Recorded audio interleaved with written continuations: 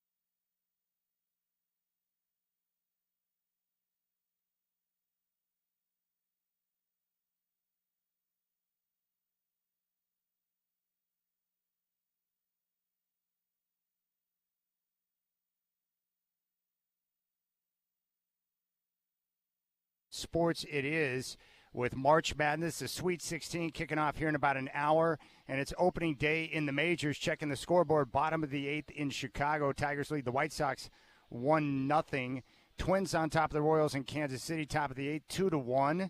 Into the sixth in Houston, Yankees and Astros knotted up at 4. Top of the seventh in Miami, the Marlins lead the Pirates by a score of 5-3. The Mariners will be in action coming up later on tonight. First pitch from T-Mobile Park at 7:10. Red Sox are in town. Luis Castillo gets the call for the Mariners on opening day. Trailblazers continue their 7-game road trip tomorrow in Miami against the Heat. Tip-off at 5.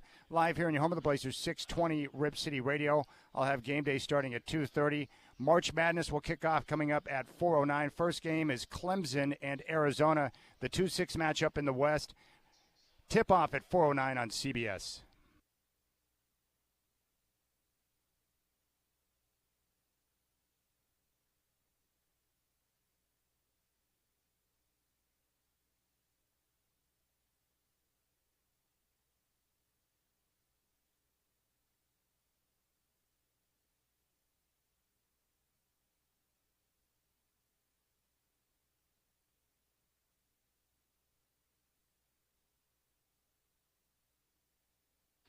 All right, what's going on, my friends? Rip City Drive, a little Cool in the Gang for you. What a sports day it is. We got the Sweet 16 coming up here at 4:09. Clemson in Arizona will be your first game, and it's opening day in the majors, so what a great sports day.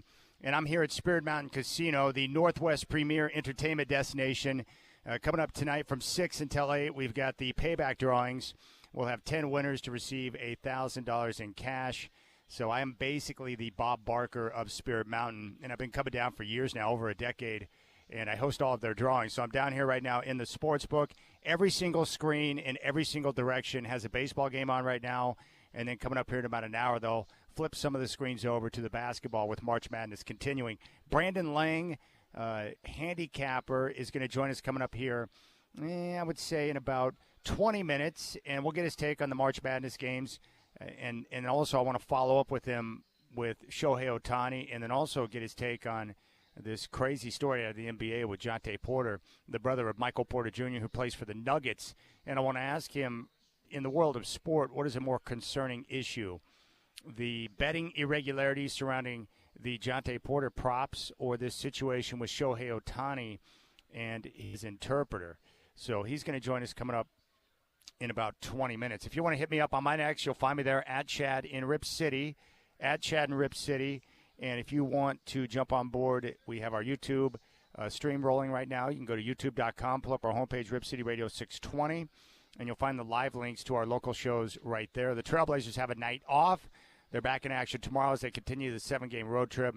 I'll have game day starting at 2:30 for you. Tip-off against the Heat will be at 5 o'clock. But reach out to me. The telephone number here on the show is 503-248-0620, 503-248-0620. What I'm doing this year for baseball, and I do this basically every year, there's too many games to watch, too many teams, too many games, and I have different sports that I have to watch for work purposes, but I'm becoming a huge fan of baseball. And I go through phases where I'll dive into a sport, and then I get a little bit burned out, and I look to other sports to keep my interest and my energy level high. And what I do with baseball is I pick a different team each and every year to follow and watch the majority of their games. And then by watching one team and being able to experience that ride, then it allows me to pick up information on other teams and just have a better understanding of the game. It was fun being down in San Francisco and working for a couple of years because it's a different sports market, and baseball there is huge, and the San Francisco Giants are huge. So I spent a lot of time, a lot of evenings at the park, even though I work mornings down in the Bay, where I would go to Giant games, and I would hang out around the clubhouse. I would talk to the players. I would go to the games, and it was a lot of fun to cover a baseball season and be around a team that was coming off a World Series win over Kansas City, and to be around some of the greats like Matt Bum and Buster Posey, Tim Lincecum. I really enjoyed that. And Bruce Bochy is like one of the coolest guys in all of baseball. And they also had the A's down there. The A's are a disaster of a franchise. We all know that. But they had some really good baseball guys in their front office. And Bob Melvin at the time was the manager of the A's, and he was a great baseball guy and well-respected. So I enjoyed that as well. So this year, I am all in on the L.A. Dodgers. I'm going to watch a lot of Dodger games. I'm going to go to multiple Dodger games to see in person, and I'm a big fan of their lineup. I have different players I like, but I would say that Mookie Betts right now is probably my favorite player in baseball. Freddie Freeman would be a close second, and I'm just astonished that they went out and paid the type of jack that they did to get Shohei Ohtani, and I'm going to have a lot of fun watching him. And I want to see how the Japanese pitcher works out and how he rounds into form going up against Major League competition. So that's kind of my plan. You know, I grew up in Oklahoma. The closest team in proximity to where I lived were the St. Louis Cardinals. So when I was younger, I grew up and watched a lot of St. Louis Cardinal baseball games. And I loved Ozzie Smith and Willie McGee and Terry Pendleton and Jack Clark and all those teams from the 80s. They ran. They used their speed. And Whitey Herzog just played that traditional National League brand of baseball. So I was a huge Cardinal fan when I was younger. And then we started to move around a little bit. When I lived in the Denver area, they didn't have the Rockies yet.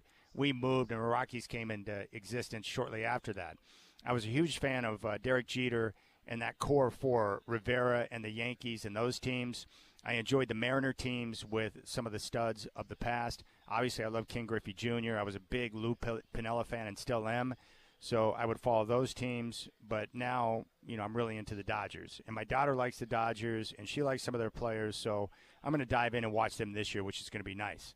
So that's the plan. So we got opening day in baseball. We got the Sweet 16, Arizona and Clemson, which is going to emerge. And one thing that's interesting about this tournament, it's been mostly chalk so far this year. All the one seeds are alive, and I think all the one seeds have a great chance to get to the Final Four. And I've watched enough of UConn now to know that they're well coached from Coach Hurley, They have a system, they've got experience, and they play their brand of basketball. They're not out there just chucking up a bunch of threes. They run their system, they execute, and he demands that they play their tails off. So Coach Hurley scares the daylights out of me, but I respect him as a coach, and he gets the most out of his players. So I'm intrigued by UConn right now, and they got the rematch coming up against San Diego State, the team they met in the championship game last year. So I'm going to ask Brandon Lang about Jontay Porter and see what he's heard. And, of course, I'm going to follow up on Ohtani to see if he's learned anything else. Credit to Tisha Thompson. If you followed the story, she's the investigative reporter that's been all over the Ohtani case working for ESPN. And she's been terrific. And she's known for months about the wire transfers that were sent from Ohtani to the illegal bookmaker down in Southern California. But, of course, as an investigative reporter doing real journalism, you get this information, but you have to continue to work and grind and talk to your sources and reach out and continue to collect your information before you can put a story together like this. So what exactly happened here with this situation? That's really what I'm asking you. What happened with this situation with Ohtani and his interpreter? What are the possibilities? And really, we've narrowed 3, right?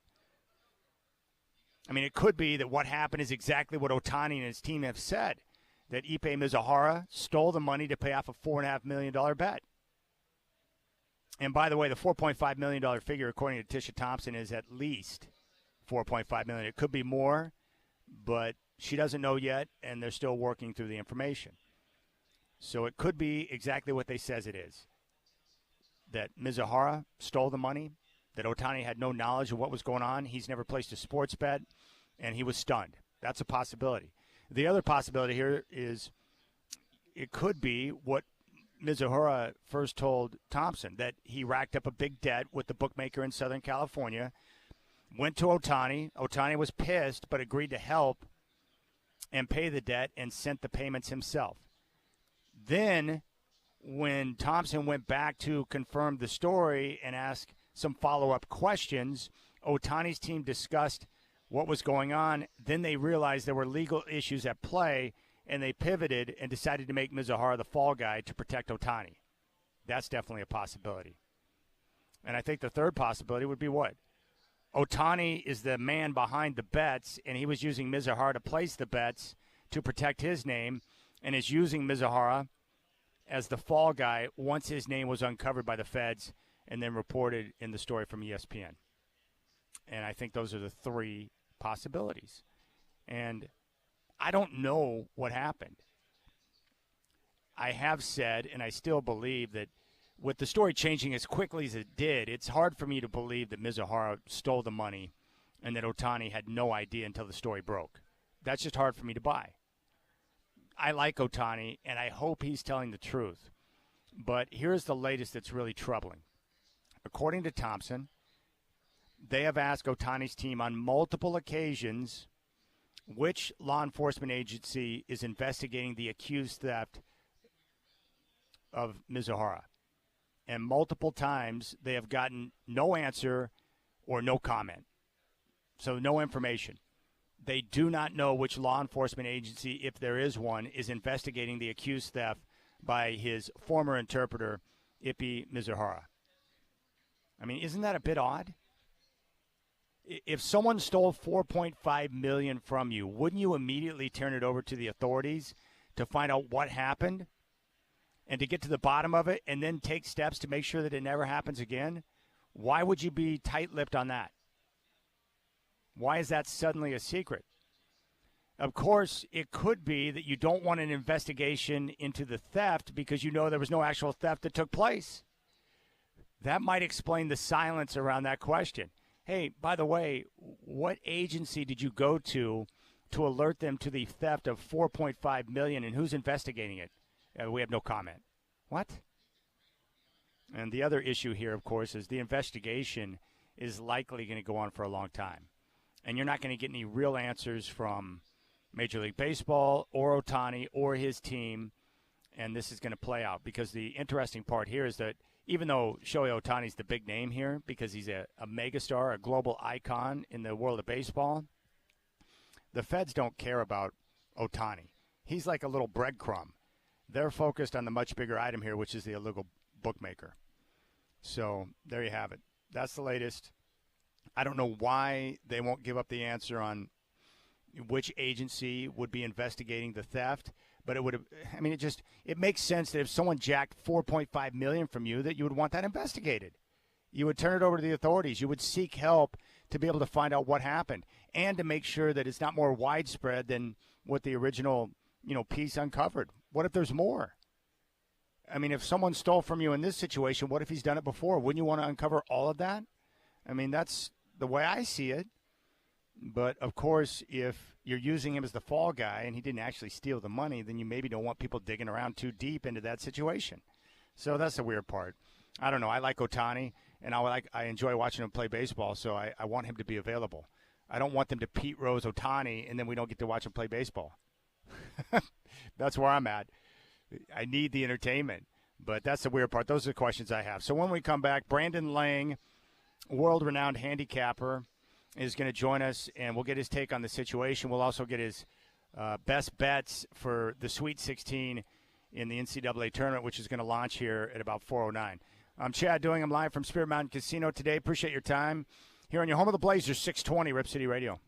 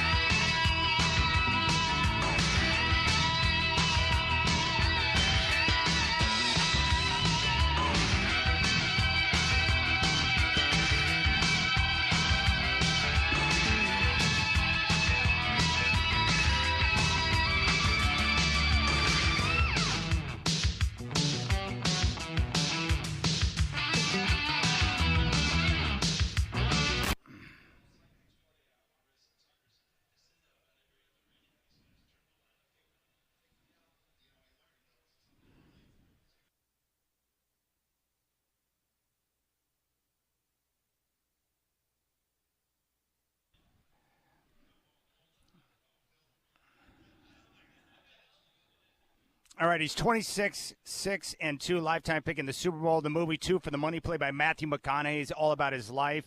He's also the host of Believe Me on Stadium, and as he informed us last week, a new lease on life. He is ripped, feeling great, and has found new love. Brandon Lang is back. What's up, brother? What's up, boys?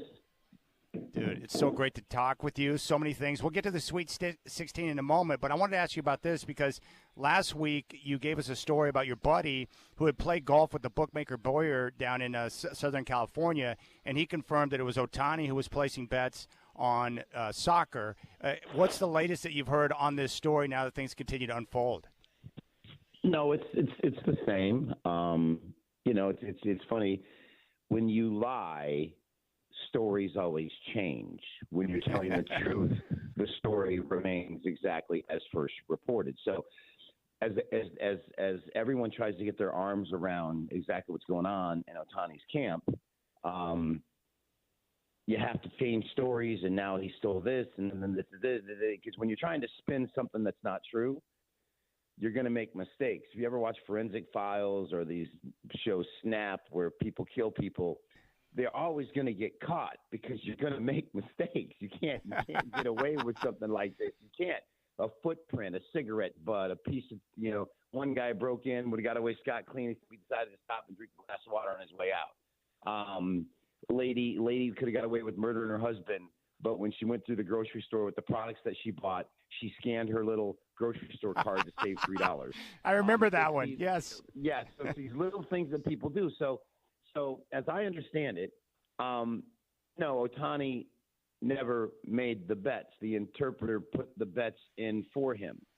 So It's easy to make the interpreter the fall guy, to make the general public believe that here's Ohtani, this 6'4" powerful baseball figure, is going to allow his interpreter to have access to his millions of dollars. If you believe that, I got a bridge in Brooklyn that I just acquired that I'll sell you. You're going to make money off it, no problem. That's like check this out. That's like me going to Vegas and I got my credit card.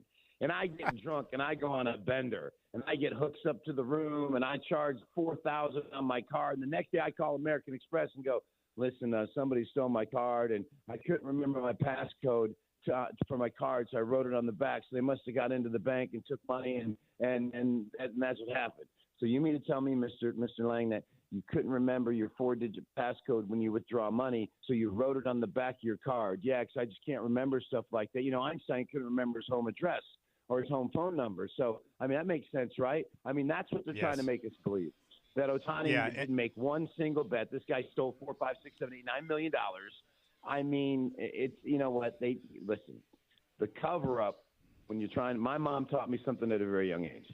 You don't ever have to remember the truth. Isn't that the truth? No question. No question about it. And you mentioned, the forensic files with people making mistakes. The one thing that's jumped out recently that's interesting to me is that Tisha Thompson, who's the investigative reporter, over the last week, they've gone to Ohtani's camp multiple times asking, hey, by the way, which law enforcement agency is investigating the theft or believed to be theft by your former interpreter, and there's no answer, no comment. No. So, and that's why people said to me, is anybody coming after you? You can't come after me if I'm telling the truth. You can try to keep selling this lie to everybody, but the bottom line is if somebody comes after me and subpoenas me, I'm just going to subpoena my boy and subpoena Bauer, and then they're going to tell the conversation at a golf course. Then I walk away going, okay, everybody wasted money here. Nice job. That's it. We're talking with Brent. Yeah. You're right. Tell the truth. We're talking with Brandon Lang. I wanted to ask you this. Which is a more concerning story for sports? Is it the Ohtani situation with Major League Baseball or Jonte Porter of the Raptors and the betting irregularities surrounding a couple of games involving prop bets with Jonte Porter, who is a role player at best? I said, not on your show, but I said on multiple outlets when gambling first started to become legal in all the states, and then the NFL and FanDuel and DraftKings and everybody went full bore into this gambling thing, I said, watch out, because it's going to get shady, and it's going to get shady in a minute. One thing you have to understand, percentagely speaking, about professional athletes, it's all about the money, and don't let anybody tell you different. It's how much I can get in my contract. It's how much money I can get. It's all about the money. The problem with these guys is pigs get fed, hogs get slaughtered. So you have college kids, pro kids. I'm telling you, it's accessible. You make something accessible to people, people are going to get in trouble because free money is too tempting out there, especially in this day and age with where we're heading. I said it was going to happen. This guy's a role. See, here's another thing. They don't know what they're doing. You can't just come out of the box the first 2 times and bet on your boy and fix it to where you get hurt and sit out. You got to lose a couple. You got to lose a couple before you win a couple. So you lose a couple little ones, and then you win a couple of big ones, and you win the same amount you were trying to win when you had 2 winners out of the box. They don't think like that. They don't think like a gambler because they've never done it before. Hey, somebody made a prop bet on this guy. They lost. Ha, ha, ha. They made another prop bet on this guy. Ha, ha, ha. They lost. Now, and you got to play in the game. You can't take yourself out 2 minutes into the game. The only story I got to tell you was years ago. I was in Crazy Horse 2 Strip Bar, and it was the NBA All-Star weekend. And this NBA All-Star literally was an All-Star a couple years ago, but he didn't get selected for the team. And he was pissed. And so he's just partying at the Crazy Horse. I'm down there partying with him, and he was in there on a bender. And we're sitting there, and he looks at me and says, "Where are we playing?" I'm like, "Y'all, you're in Denver. You're in Denver on Thursday." He says, "Man," he said, "let me tell you something. I'm gonna pull a hamstring in the layup line. I ain't gonna be ready to play in Denver." We unloaded against him. Sure enough, 30 minutes before the game, he was scratched. Winner. That's the closest thing I've ever had to something as shady as this right here. When I was working for the Pacino character, I met a buddy of mine at a Knicks game who worked for the National League president, Bill White, at the time. And Dorsey works for Bill White. And it was the night before Michael Jordan got in a fight with Reggie Miller, and Jordan was going to be suspended. And so they were playing the Knicks the next night in Chicago. And Dorsey's sitting in Bill White's office, and David Stern's a good friend of his. And so David Stern says, "Yeah, we're going to have to suspend Jordan today for the next game, the fight with Reggie Miller." So Dorsey walks out of the office, calls me, and says, "Listen, Jordan's going to be suspended tonight against the Knicks." The line at the time was the Knicks plus 7.5 at Chicago. And so I'm like, "Really?" He's like, "Yeah, I just heard it. Hadn't hit the newswire yet." So we went crazy. We unloaded Knicks. As soon as the news came out, Knicks went from plus 7.5 to -3. And they ended up winning by 2. So figure that one out. Those are the only 2 instances where we've had some slim shady. But as far as these players are concerned, look at the NFL players that were betting on games in the facility. How stupid are they? Don't bet in the facility. Go back home and bet. They just don't think because they're in a business that they've never thought about. And that was the problem with Porter. Guys, do it. I'll just set out. Nothing's going to happen. They have no idea the ramifications of it. None, nor the magnitude of it. Until they get caught.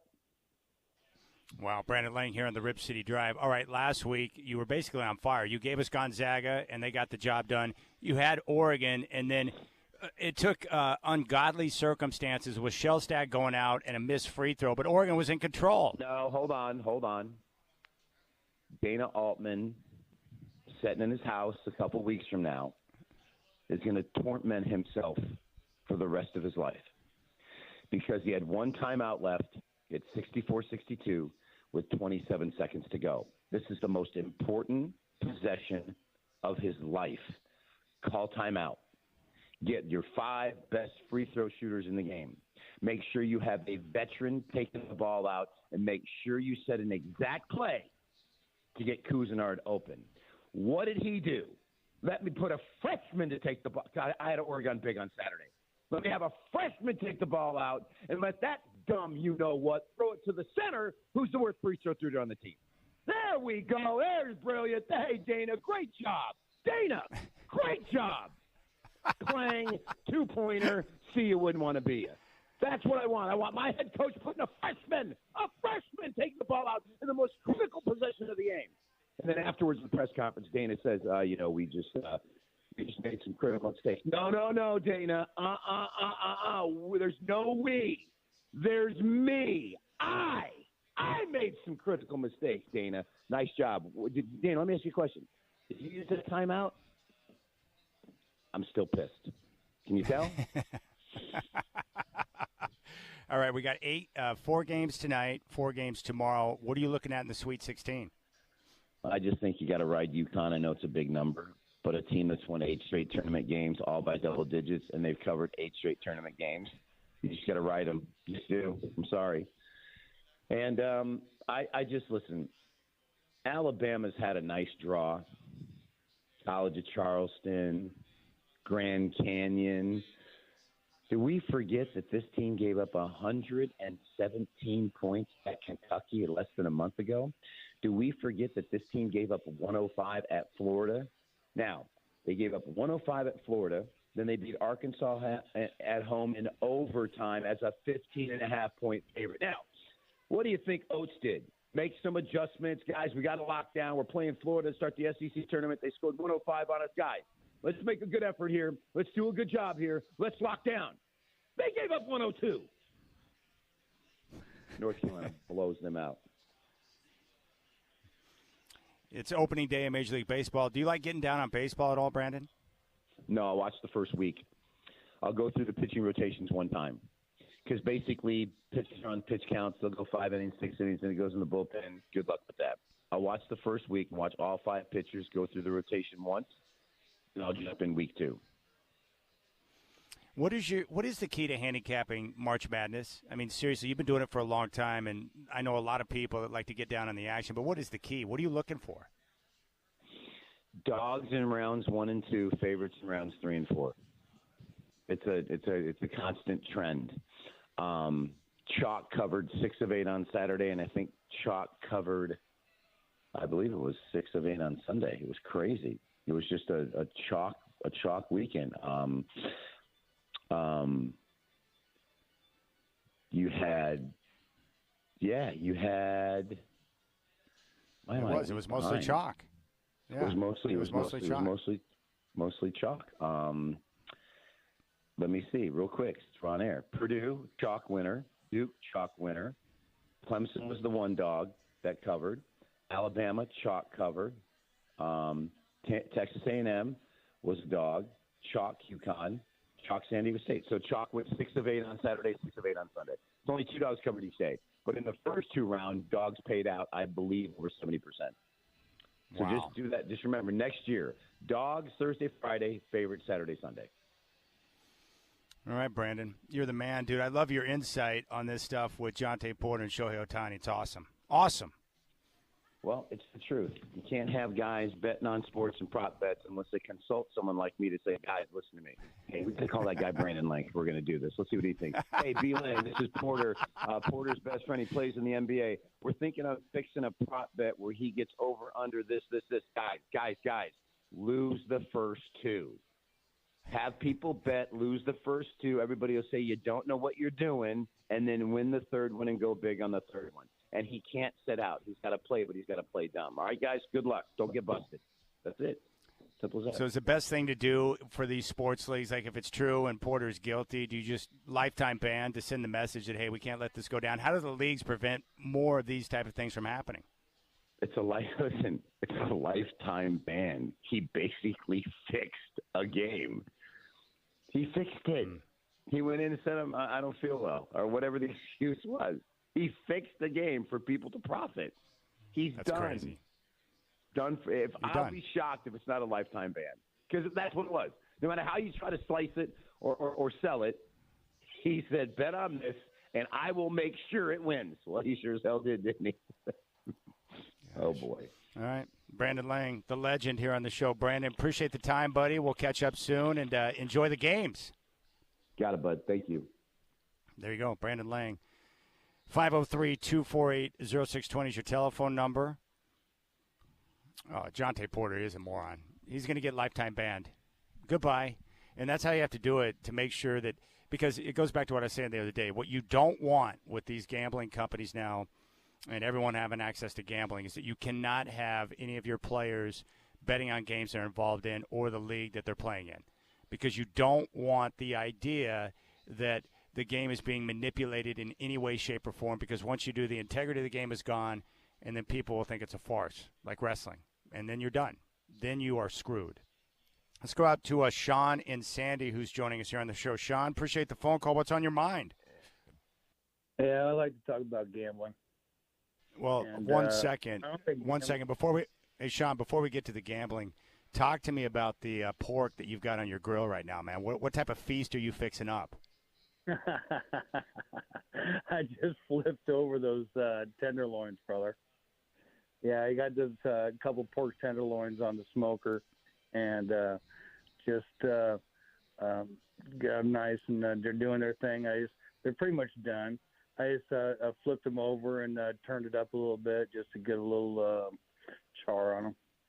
Nice work. All right, what's your take on the gambling? Which angle do you want to take, brother? I'll go on all takes. I don't. I've got the gambling bug before when I was younger, and it ain't a good bug. It's not a good bug, brother. And I've been there, and I want to say that like we've touched. You can tell when somebody's got a drinking problem, because they come home, they've been drinking too much. After a while, you can tell when somebody's got a drug problem. But it's real hard to tell when somebody's got a gambling problem. They go through a lot more money. You can only drink so much. You can only do so much drugs. I mean, yeah, sure, you can give drugs away, all this, do everything else, blah, blah, blah, blah, right? But gambling problem's real bad. It's get bad for families. I've seen it. I've protected some of my friends. I've seen it. And, dude, I love gambling. You know what I mean? But I got out of it, and it ruins sports. It takes the innocence out of sports. It does, brother. Like, you can't watch a game and, innocently watch a game and just, enjoy the game. And without having some investment into it. When there's money on the line. Especially, dude, we've had a lot of money on the line. You know what I mean? I've thrown down some coin, brother. And I'll tell you what, I'm not into it no more. It started ruining it for me. And I love sports. So it started ruining sports for me. I'm not going to go back. I ain't going to go back, brother. I'll never go back. Well, what's your take on Ohtani? Do you think Ohtani is telling the truth and he was defrauded by his interpreter? Or do you think there's something more going on there? I think his interpreter was a patsy, honestly. I hate to say that. I think there's too much on the line. There's too much on the line for baseball. There's too much on the line for sports. He's the biggest thing that's ever come around, dude. They'll do everything they can to protect him. They'll do everything they can. And I want to talk about sports a little bit. Like, if you actually want to gamble on sports, gamble on. I've done all different sports, all different stuff, card games, everything else. I used to work at a card house. I used to be security at a card house when I was a little kid. And I'll tell you what, the main thing you do is you do football the first few weeks because it's the least amount of – they don't have no idea what's going to happen the first few weeks of football. So what you do is you go and you go long, and you go long shots, and you go against the odds. And if you actually know football and you watch the games, and with football it's all about who's healthy at what time, who's got the most to prove. And all sports, I always say, it's who's got the most to prove this year, the contract year, this and that. You go with the contract years, brother. Well, Sean, I appreciate the phone call, buddy. Enjoy that tenderloin that you got on the grill, man. That's going to be mighty fine. Dodgers did get the win today. Glass now with the victory. Dodgers get the win over the Cards 7-1. And it's basically World Series or bust for that crew. Mookie Betts had 3 runs and a hit. Shohei Ohtani was 2 of 3. And the Dodgers able to go out and get it done. Got a single from Freeman, homer from Betts. Freeman homered in the third. Yeah, that's going to be a fun lineup to watch. All right, we'll keep things rolling. Lainey Wilson going to be in concert September 28th at the RVN Style Resorts Amphitheater. And we'll give away a pair of tickets for that coming up next and at 4:45. So if you want to see Lainey Wilson, and by the way, Scott Bethune is not eligible. You've already won, Scott, so enjoy the pair with your wife. You cannot call in again. But we'll give away a pair of tickets for Lainey Wilson coming up next here on the Rip City Drive.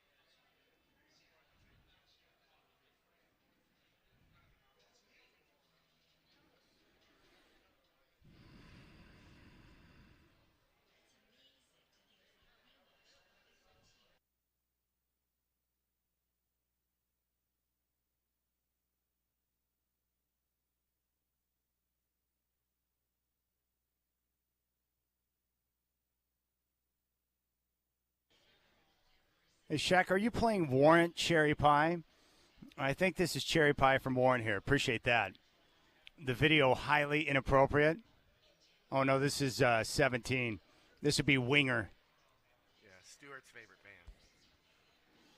All right, we have a pair of tickets to give away for Lainey Wilson, who's going to be live in concert at the RV Style Resorts Amphitheater, which is coming up on September 28th. So we'll take the first caller right now, 503-248-0620, 503-248-0620. If you want to see Lainey Wilson in concert, first caller through right now at 503-248-0620 will get a pair of tickets. 503-248-0620. Call now.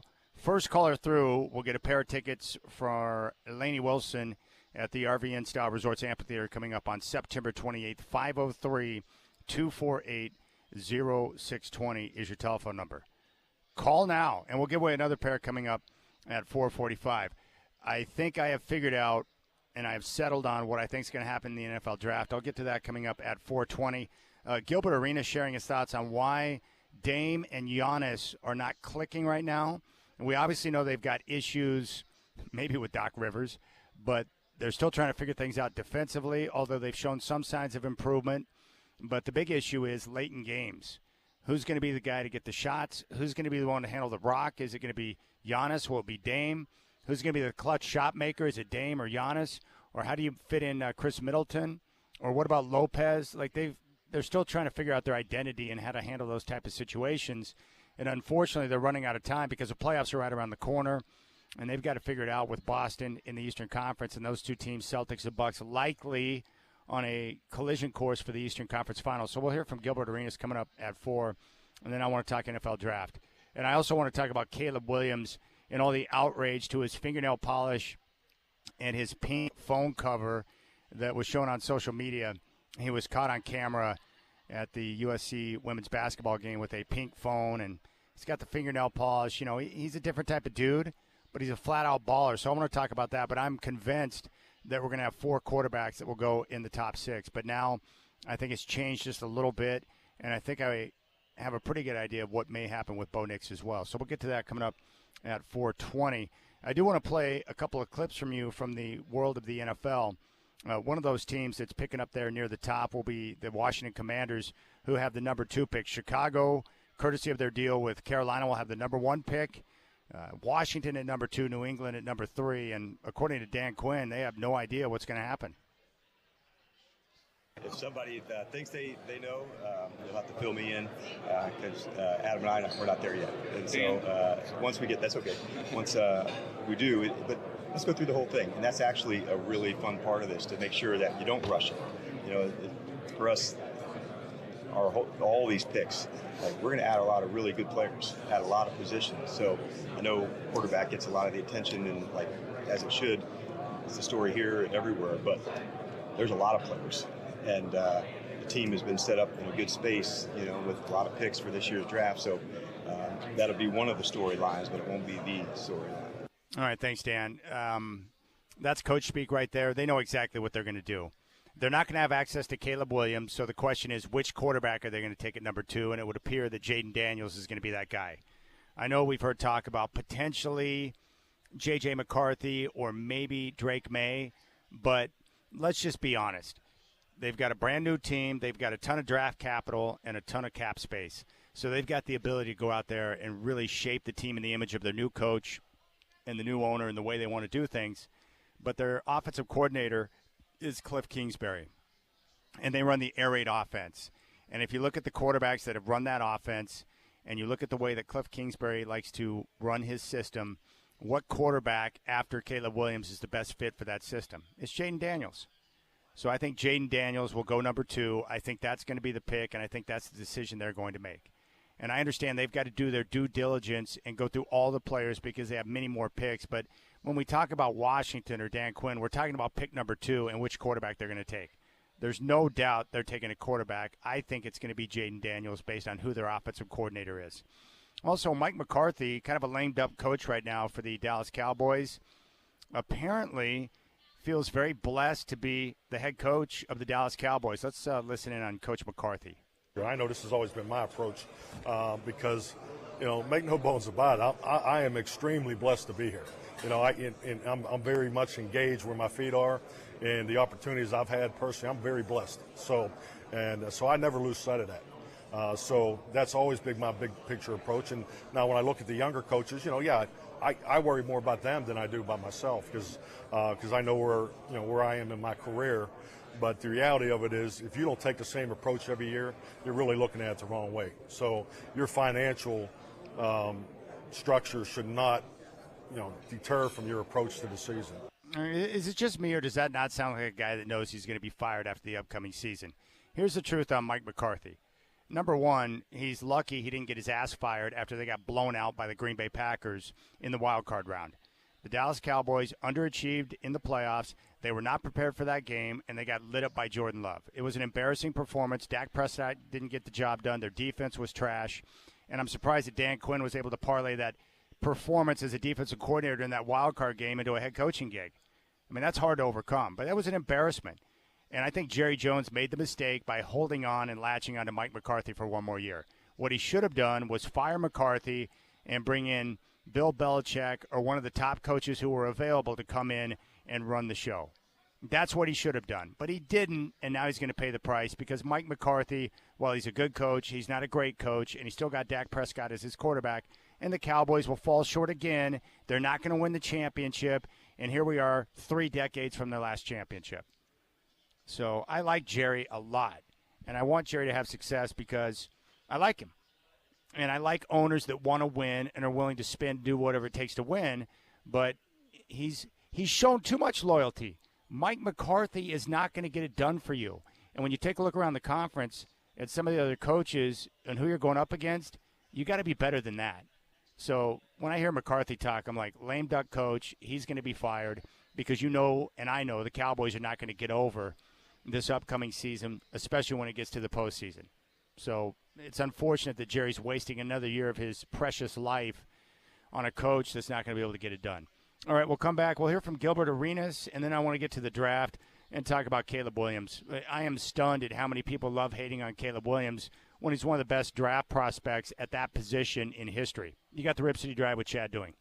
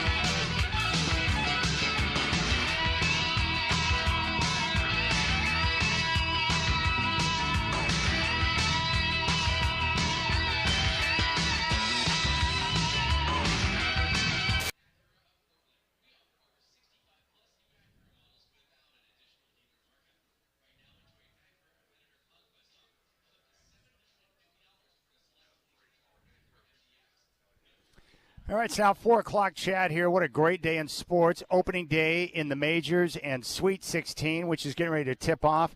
Right now, top of the 10th in Miami. Pirates and Marlins are knotted up at 5. Earlier finals, Orioles down the Angels 11-3. Tigers shut out the White Sox 1-0. Twins 4, Royals 1. And the Yankees come back and top the Astros in Houston 5-4. Dodgers get a win over the Cardinals in Los Angeles 7-1. The Mariners are going to be in action. Luis Castillo is going to be on the bump for the M's. He gets the call. They're taking on the Red Sox. First pitch from T-Mobile Park will be at 7:10.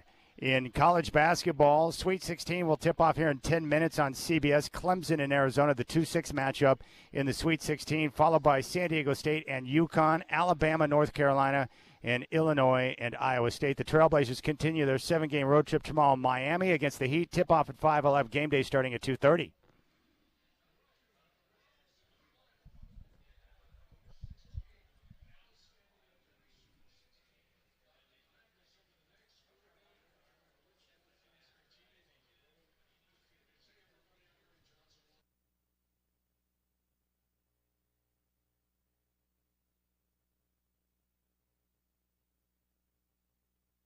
All right, just looking at these games that are coming up, Arizona Clemson going to tip off here in roughly 10 minutes. It's the 2-6 matchup in the West. Steve Wiseman, who joined us earlier this week, likes Clemson plus the 6.5 and thinks there'll be a sturdy test for Arizona. I think everyone and their mom likes UConn minus 11.5 against San Diego State. UConn is by far the most dominant team in the tournament so far, and they're so well coached. And they execute, and they have their system. They have experience, and they're coming off a championship win last year. They're going to be to knock out. And speaking of UConn, after talking with a couple of people during the break here at the Sportsbook at Spirit Mountain, one guy just rolled up on me and said, hey, I've got Clemson tonight, and he goes, I'm riding UConn. He goes, they passed the eye test. I like the way they play, the way they get after it and defend, well coached. And so I've been talking with some others. I know that there are a lot of people getting down on UConn and did so before the tournament to win the whole thing. So a lot of people are taking note of the Huskies.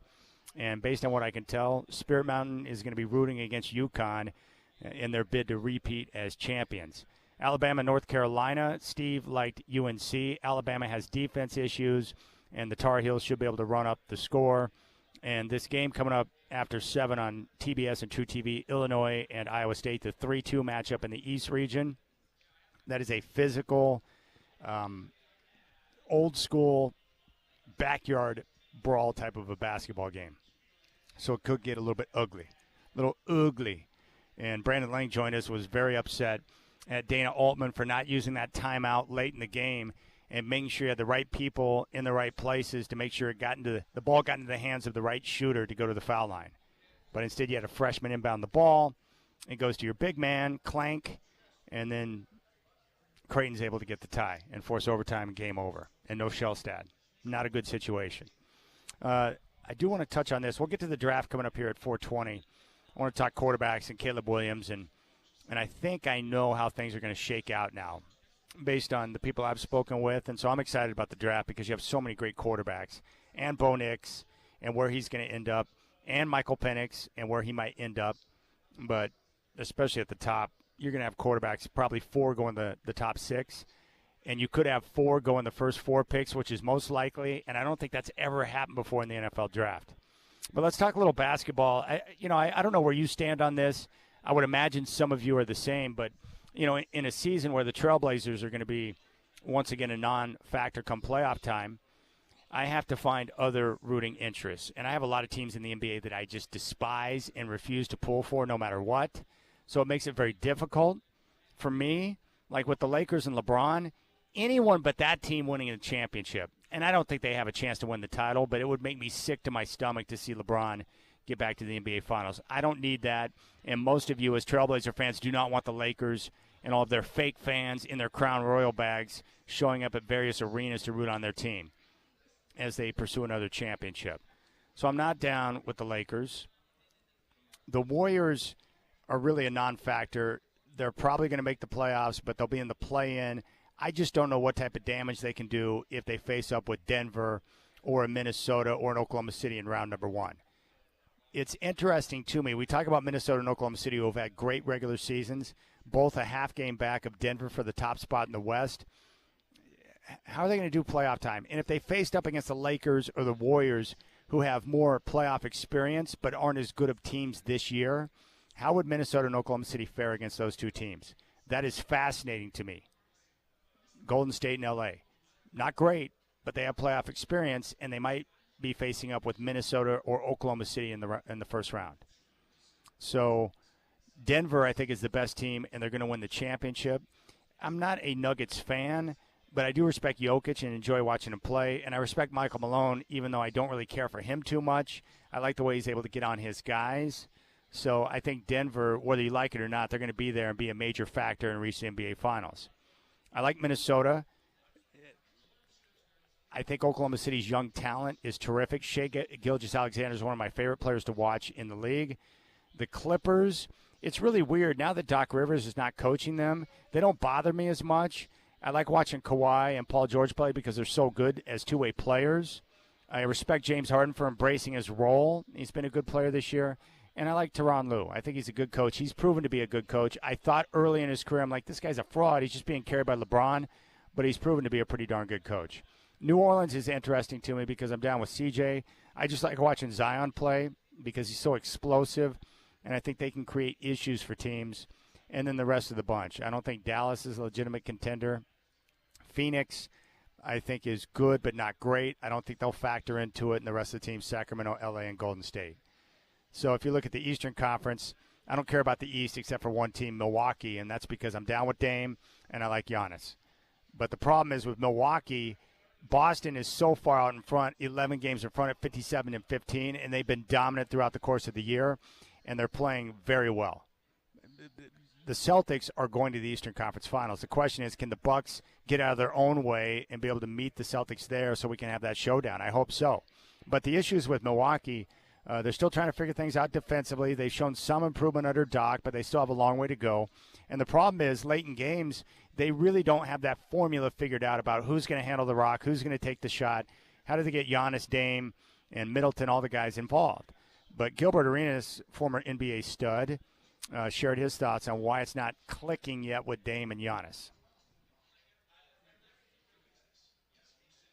The way Dame has played, he plays well with, Middleton came back and Lopez. Those three play well because they're just pick and pop guys. Giannis plays well with Portis and Beasley.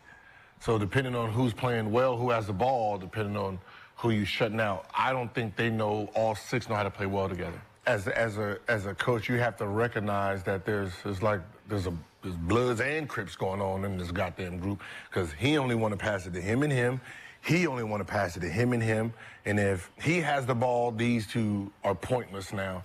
If he has the ball, those two are pointless. They got to figure out how to blend it in and make some plays where it's a little mixed up. Because right now, you can see it's two different teams. This Dame's team when he has the ball, and this Giannis team when he has the ball.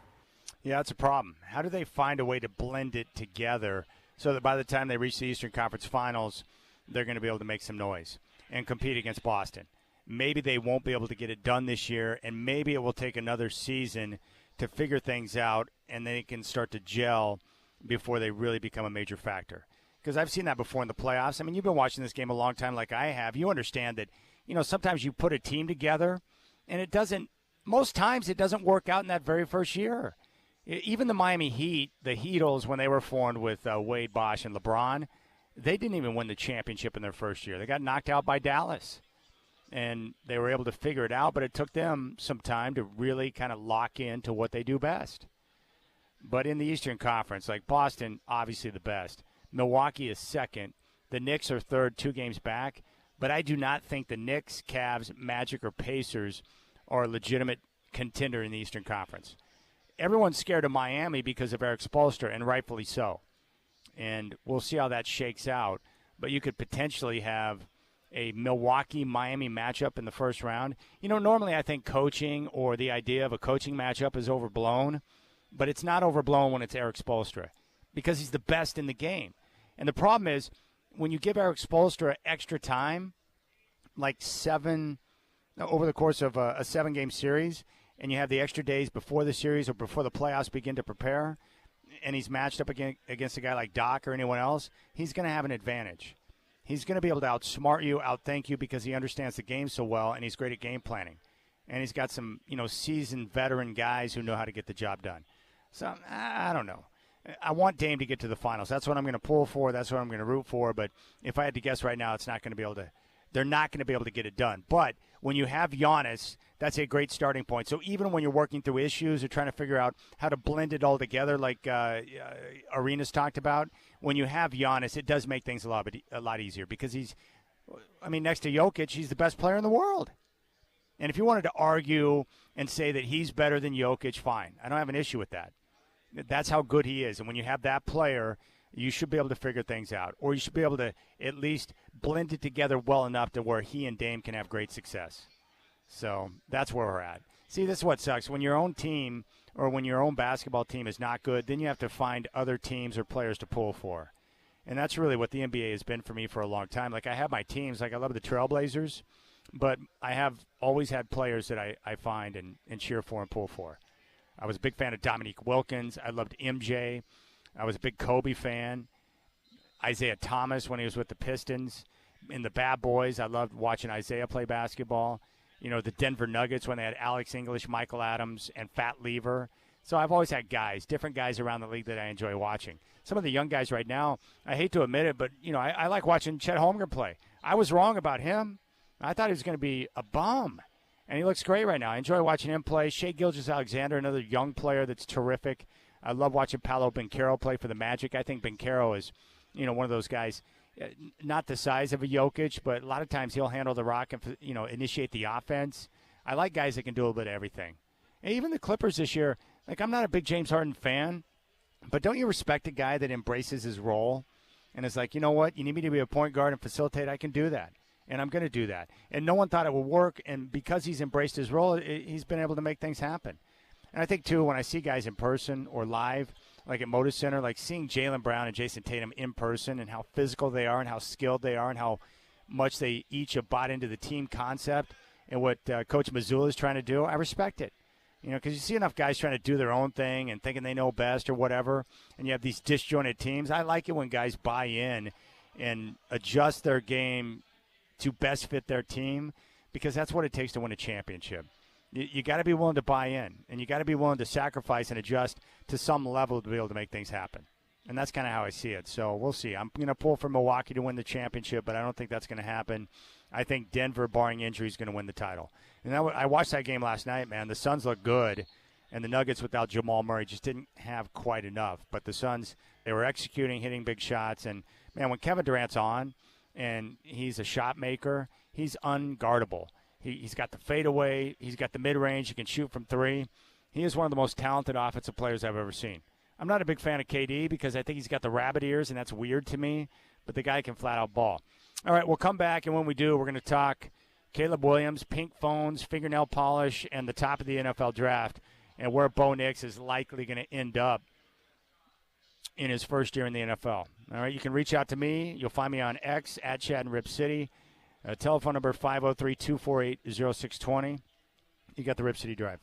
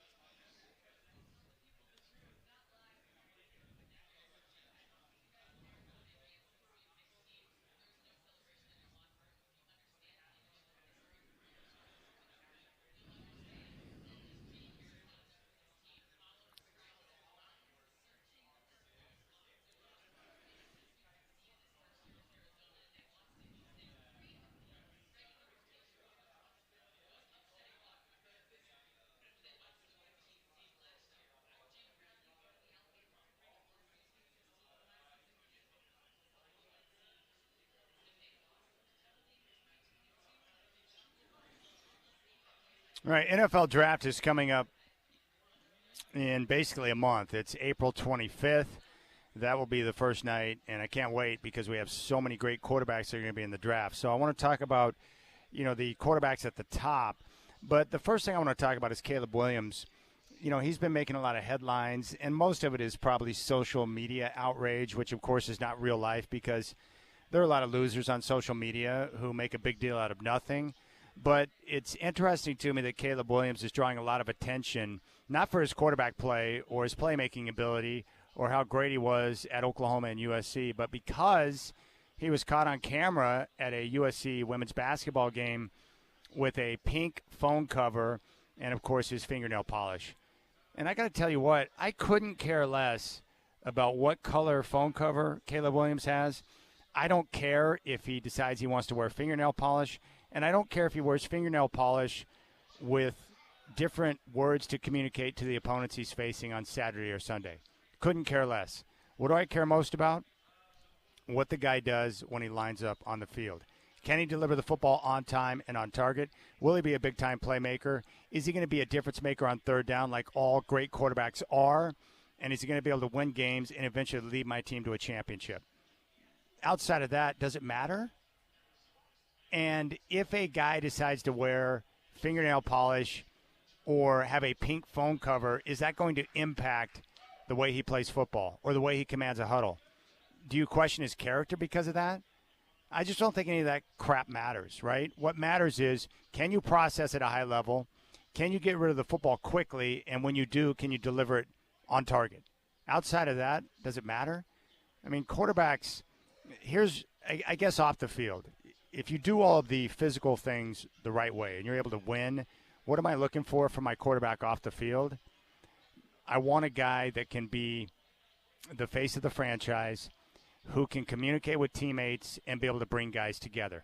For instance, let me give you an example. My favorite quarterback of all time is John Elway. And during the 97 season, that was the first year where they won the championship.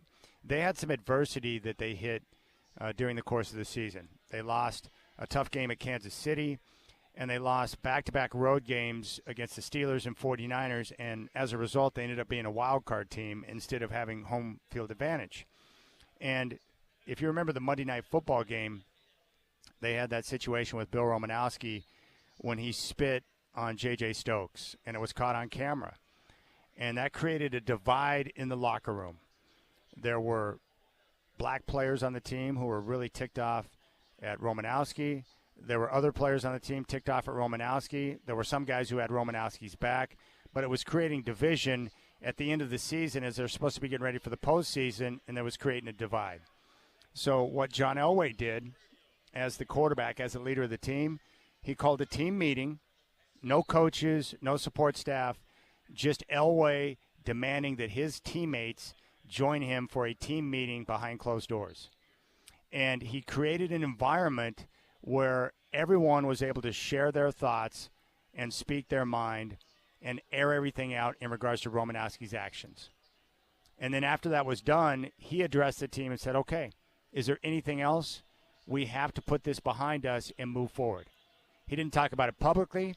He didn't reveal any details from the team meeting, but it was reported, it happened, and that allowed the Broncos to galvanize and move forward. They won 3 playoff games on the road, and they ended up winning a championship. That's what you want from your quarterback. You want a guy that can bring guys together. You want someone that can command the huddle, and when he steps up to the podium is able to communicate clearly without giving up too much detail and always point the finger at everyone else, your offensive line, your receivers, your running backs, your defense, as to why you're having success. Because the quarterback's going to get plenty of accolades if things go well. He doesn't have to point the finger at himself because the guys know. If the quarterback is legit and a franchise guy, the guys know that the reason they win primarily is because of him. It's the quarterback's job to make sure that he shines a light on everyone else. That's what a great leader does at that position. So I couldn't care less if Caleb Williams has a pink phone cover or wears fingernail polish or wants to write little messages on his fingernails to the opponents when they play. Because if his teammates trust him and they believe in him and he makes plays and he commands a huddle and he shines the light on his teammates and gives them credit when success happens, they don't care about that stuff either. What do receivers care about? They're on an island by themselves, and they're dependent upon the quarterback to get them the football. They care about the quarterback having their back, getting them the football so they can put up numbers and be able to get paid.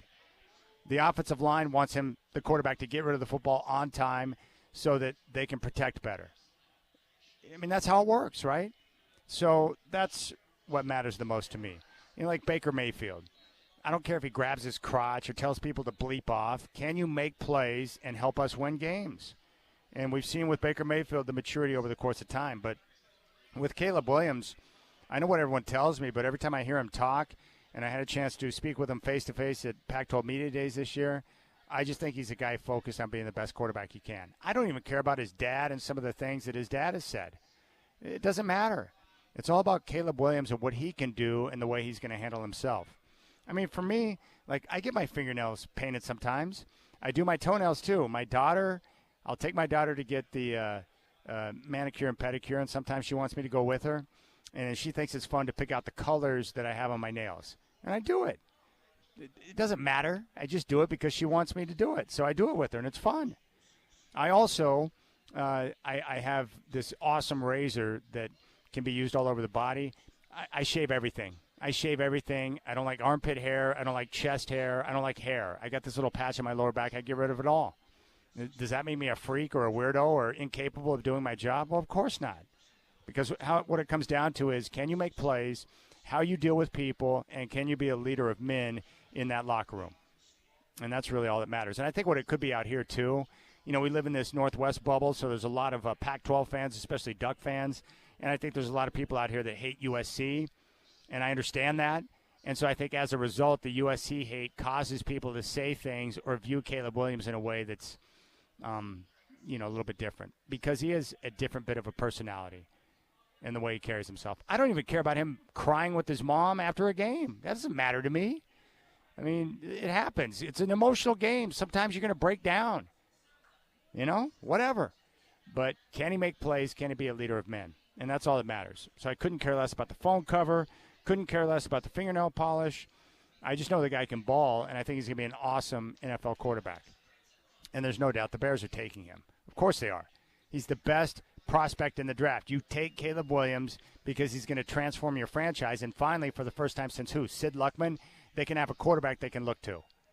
And maybe he can accessorize and make sure his fingernails match the Bears' colors. He could go orange.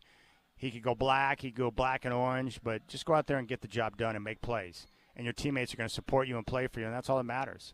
Now, in regards to the draft, so if you take a look at the NFL draft order, I love this, and I love the quarterbacks that are at the top of the draft. But if you take a look at the NFL draft order, we know who the top three teams are. It is Chicago via Carolina at 1, Washington 2, New England 3, and then Arizona, who already has Kyler Murray sitting at 4. So here's what I think is going to happen. I think Caleb Williams will go number 1 to Chicago. I think Washington, with Cliff Kingsbury as their offensive coordinator, is going to take Jaden Daniels at number 2. New England is going to select their quarterback, which will be Drake May at number 3. And then I think Minnesota from 11 is going to trade up with the assets they have accrued and the extra first-round pick they got from Houston a couple of weeks ago. They'll trade places with Arizona, who has made it be known that they're open for business. And then the Minnesota Vikings will draft J.J. McCarthy. And if for some reason New England decides to draft J.J. McCarthy, Minnesota will trade up to get Drake May. And then what you have is the perfect situation where Minnesota has got Sam Darnold, who can be their bridge quarterback. He's got a chance to play and prove he can still be a starter in the NFL. You don't have to rush whoever you draft onto the field right away, so you give him plenty of time to develop so he's not put in a bad situation. And they've got playmakers, and they've got a good foundation. I think that's the best case scenario. I do think that Denver at 12 is going to sniff around and look to see if they can move up to go after one of the quarterbacks, primarily J.J. McCarthy. But I think the price is going to be too rich because Denver right now, they don't have a second-round pick. It's being basically what they would have to do is you would have to give up your first-round pick this year, next year's first, probably a future third or fourth-round pick, and a player like Cortland Sutton. And for a team that has many holes and few draft picks, I think you'd be insane to move up and give up that much to take J.J. McCarthy. If you could give up a ton to get Caleb Williams, do it. But I'm not giving up a haul to go up and hope that J.J. McCarthy is going to be a stud quarterback. I'm not doing it. So I think Denver, because Minnesota is going to jump up and get JJ at number 4 with Arizona, I think Denver will trade back because they're sitting at 12 and they lack draft picks. I think Denver trades back, and they'll select Bo Nix either at the end of the first or sometime in the second, and then Bo Nix will have a chance to work with Sean Payton. That's how I think that's going to go down. And with Sean Payton, they're not going to rush Bo Nix on the field right away. They'll put him out there when he's ready, but they'll develop a system, and Sean Payton will have a chance to work with his guy and make sure that they work on the mechanics, on the offense, and say, this is exactly how I want everything to be done.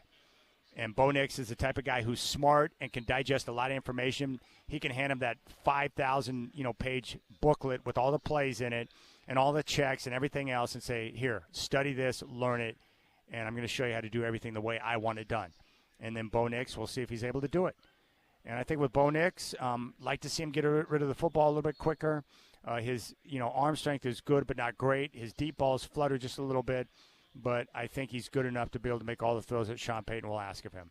And then it's just a matter about developing. And Davis Webb, who played at Cal, he's their quarterback coach. He'll work with Sean Payton. They'll develop the plan, and you go out there and you work Bo Nix through the process. And that's how I think it's going to go down. And if the Broncos decide not to draft a quarterback, then maybe they're just going to play out the year with Jared Stidham, really suck, and then look at Shadur Sanders next year. But that's kind of how I see things shaking out. I think, but Bo Nix and Michael Penix are viewed mostly as day 2 or day 3 quarterbacks. Nix will go before Penix, and Penix will go later, probably 3rd round, maybe 2nd. But with the medicals, I just don't think Michael Penix is going to have anywhere close to sniff in the 1st round. But Bo Nix has got a chance to go in the 1st based on where Denver's at and their quarterback need. And that's where you're at. I think the Raiders will consider moving up. I think Seattle's in an interesting spot. But, again, the Hawks have no pressure right now to make a move on a quarterback because they have Geno, and they've done enough to be able to put themselves in a position to where they can wait if they want to. But I'm just not trading up to take a chance because the only guy I truly believe in is Caleb Williams. Outside of that, I have no idea. I like Jaden Daniels as my 2nd quarterback, and I'm intrigued by J.J. McCarthy now based on all the scouts. Because of the way he processes and the way he understands 3rd downs, and you and I both know that the best quarterbacks, where quarterbacks make their money in the NFL and where quarterbacks separate themselves is on 3rd down. What can you do on 3rd down? Can you make the throws? Can you get the job done? And that's the key. So there you have it. But I'm excited. I like Jaden Daniels a lot. I had a chance to watch him in college. I was at the Oregon game his freshman year down at ASU when he made that sweet throw to Brandon Ayuk to win the game and crushed Oregon's chances to get into the postseason. Jaden Daniels showed a certain confidence and ability at a young age, and then as his college career went on, he continued to progress, and then he won a Heisman Trophy at LSU. So he's a very confident young man with a very good skill set. My only concern about Jaden Daniels is the frame. Will he hold up and be able to absorb the NFL punishment? That'd be my main concern for him. I have no concerns about Caleb Williams, not even the fingernail polish. The loopy delivery with Drake May is a bit of a concern because, again, it's all about accuracy, on time, on target with the football. With J.J. McCarthy, it's just never having seen him be the man. That's a bit concerning to me. But, again, the scouts and the general managers and all the people around the league love him. And then with Bo Nix, it's just, is he going to be able to get rid of the football quick enough? Can he learn to stand into the pocket and not bail out quickly when his 1st or 2nd read's not there? And then overall arm strength. And with Michael Penix, it's just lack of mobility and his injury history. In terms of just the ability to drop back and wing it and put the ball on the money, Penix can do that. The other thing you'd like to see from Penix, and you have to be able to do it in the NFL because most of his throws came outside the numbers, either short or long. Can you be able to drop back, survey the defense, and layer those throws over the linebackers in front of a safety? The high-level type throws that you see the NFL guys do. So I'm fascinated by all that. So that's how I think it's going to shake out. 4 quarterbacks to go in the top 4 picks, and it will be more than likely Williams 1, Jaden Daniels 2, Drake May 3 to New England, J.J. McCarthy going to Minnesota because they're going to trade up with Arizona, and then Bo Nix going to Denver after the Broncos trade back. They'll take him late first or early in that second round based on the type of deal they're able to put together. And I think that's how it's going to go. So 4 quarterbacks to go in the first 4 picks, potentially 5 quarterbacks in the first round if the Broncos take Nicks towards the end of the first round. But that's how I think it's going to go down. And I can't wait to see it. I did want to mention the Trailblazers. Third straight game last night where you had the 5 rookies who played. They lost the game to Atlanta. But you know what was exciting about that? Let me see here. What was the number? They had 35 assists. They had 30 assists at the end of 3 quarters with 5 rookies in the starting lineup. So they finished with 35 assists on 43 made field goals. If you want a blueprint for how you want to play basketball, that's the type of movement and sharing of the ball that you want to see. It was terrific. Delano Banton had another big night, and we've seen other guys start to emerge as they've got more playing time. Chris Murray is showcasing that he's a pretty good all-around player. So the big next step for Chris Murray is becoming more of a dead eye or a deadly shooter to be consistent with that three-point shot. But I like some of the stuff he's shown with the ability to put the ball on the floor, some facilitating, his willingness to rebound, and being in the right place defensively. I'm liking what I've seen from Murray in his opportunity to play. Scoot Henderson was okay last night, not great. Delano Banton, here's my question with Banton. And there's been a lot of people who have been excited about Banton, the way he's played. And he put up, I think, a career high in points last night, 31. He outscored DeJounte Murray. I think it was 31 last night for Banton. Here's my question for Banton. Is he playing well because he's a good player? Or is he putting up big numbers because he's playing on a team that's starting 5 rookies and he's able to get up 23 to 25 shots? My guess would be that the numbers we're seeing from him, similar to what we got from Trenton Watford recently, where he's putting up good numbers because he's able to get up a ton of shots. But when the rest of your guys are healthy and playing, and let's say he were in a role playing, he was in the rotation but playing fewer minutes, would he be able to have the same type of impact on fewer shots? And my guess is that he's showing that he's got ability. I just don't know how good he is. And would he be able to put up, good numbers with fewer shots? It's easy for a guy that basically has a green light to go out and put up 30 points when you get, 23 to 25 shots to do it, and you're putting up 15 foul shot attempts. I mean, I credit him for that. The guy's fearless at attack. And Chauncey's obviously giving him the green light, so he's in attack mode. He's able to get to the foul line, which has been fun to watch. So I don't know. But I like what I see from the 5 rookies. It's been much better in terms of a brand of basketball with 5 rookies starting. And no one had this on their bingo card when the season began. By the time March rolls around, the Blazers will start 5 rookies in their lineup. No one saw that. Intrigued also by Ryan Rupert. His arms, he's got Kevin McHale-type arms. They're so long, his wingspan. And I'm just amazed that Chauncey fingered him as the guy who no one works harder than Ryan Rupert. So I'm impressed by that. So there you go. And DeJounte Murray, in terms of guys that no one talks about, he's like one of the best players in the NBA that no one knows about. DeJounte Murray is awesome. I can't believe the Spurs traded him away. Big fan of DeJounte because he can put the ball on the floor and attack. He's got good length. He can shoot the 3. He's got a good mid-range game. He's got a variety of different moves to be able to get into the paint and score around the rim. Like, that guy's a darn good basketball player. I like watching him ball. So props to DeJounte Murray. But the 5 rookies, man, credit to them. Chauncey's working hard with these guys, and they're out there producing. But 35 assists, like, that's Golden State, Denver Nugget type territory. That's beautiful basketball right there. That type of movement, that's what I want. All right, we'll keep things rolling here. We got another pair of Laney Wilson tickets that we'll give away coming up next on the Rip City Drive. And the March Madness is upon us. Opening day in baseball and the Sweet 16. It's a beautiful day in sports.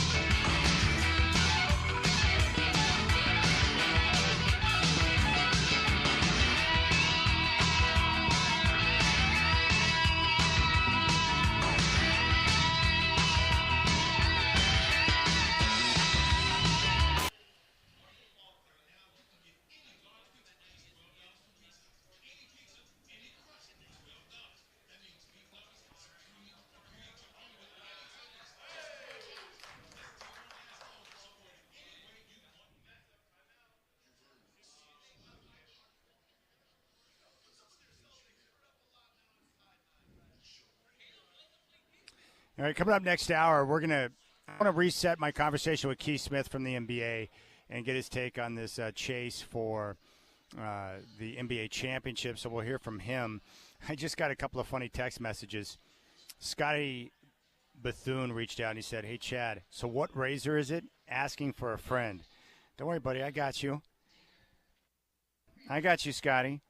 Hey, look, man, you get older, and it's like I've just learned that, like, I am not, under any circumstances, going to be disgusting. And I was talking about the other day, man, I'm getting older. Like, you have things that, there's just things that happen to the body and things pop up that was like, I didn't ask for that. I don't want that. And so I'm going to get rid of it. I'm not going to be that guy.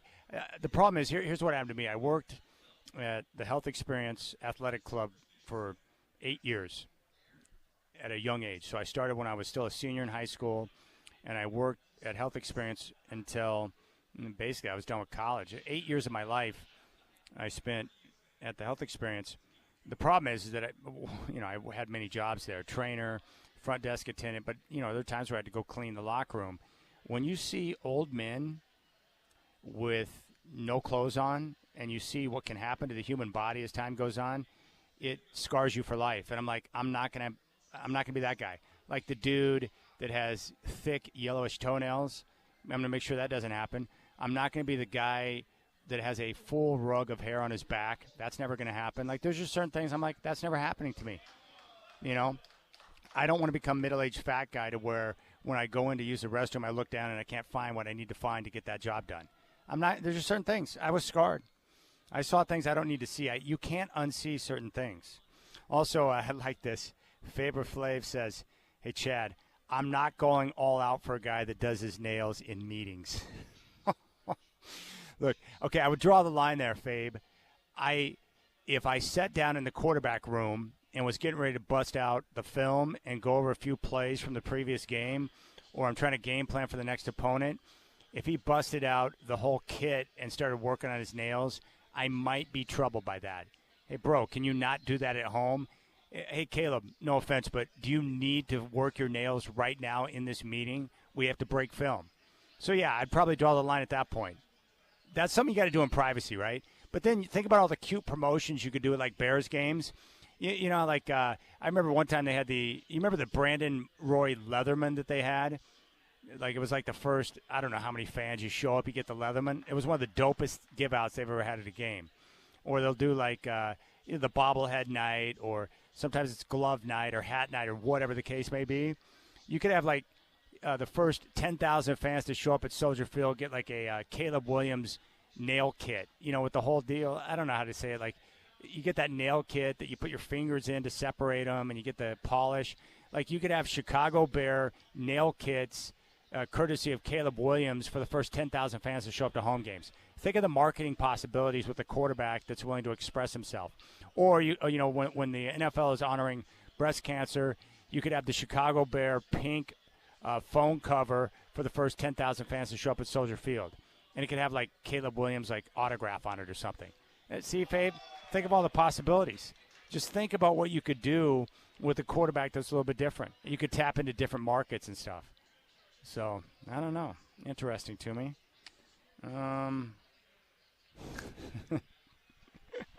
Yeah, if he busted out the stuff in a team meeting, that would be bizarre.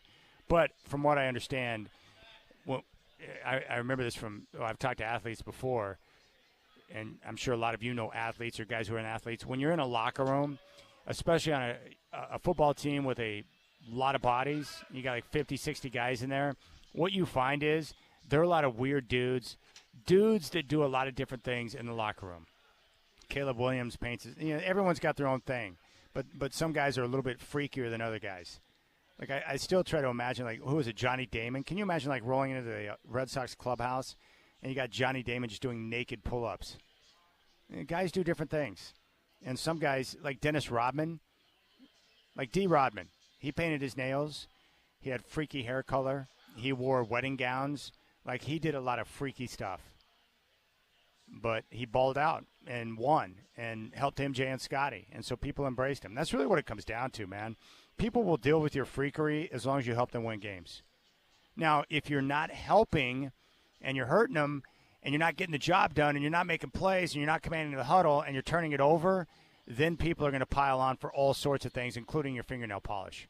But if you're winning, and the Chicago Bears haven't had a franchise quarterback since before I was born, but if you're helping the team win and you're getting it done, you'll have dudes, I guarantee you, if Caleb Williams is balling his ass out for the Bears, you'll have dudes shirtless with fingernail polish on to support Caleb. That's how that's going to go down.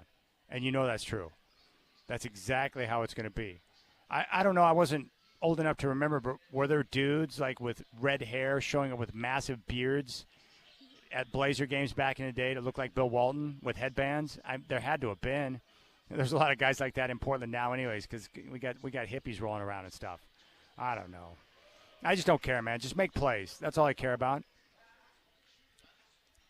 Just make plays. Can you make plays for me? Can you not turn it over and deliver the football on time and be big time on third down? And if you can do all of that, then I'm down with you. That's all I care about. Let's check the scoreboard here. At last check, I saw that Clemson was dropping the hammer on Arizona. They're up by 10 right now, almost 12. Looks like I should probably put my glasses on. They're up at 11, 35-24. UConn is up 19-14 on San Diego State. And then you got the two games coming up later on tonight, Carolina, Bama, Illinois, and Iowa State. And then you've got the games which are coming up tomorrow, 4 more games tomorrow, and then we get the Elite Eight on Saturday and Sunday. So we'll see how it shakes out. But the guy I just ran into, I know a lot of people that took Clemson tonight, just talking to him here at the casino, and then everyone appears to have a thing for UConn because of their dominance. And that's what the guy that runs the sportsbook told me. That he goes, yeah, we're not exactly huge UConn fans. That means a lot of people put money on UConn to win the whole thing, the whole shebang, the whole deal. All right, what else? That's about it, man. That's where I'm at. Give me Caleb Williams. I mean, is there anyone out there, do any of you think that Caleb's going to bust? Like, is he not going to be great? I just can't see it. Like, I literally can't see it. All right. I should probably get to Draymond Green as well. Okay, we're going to reset the conversation with Keith Smith. We'll continue the football conversation. Rip City Drive. Tomorrow I'll have Blazer game day at 2:30. Portland will be in Miami to meet the Heat. Tip-off will be at 5 o'clock.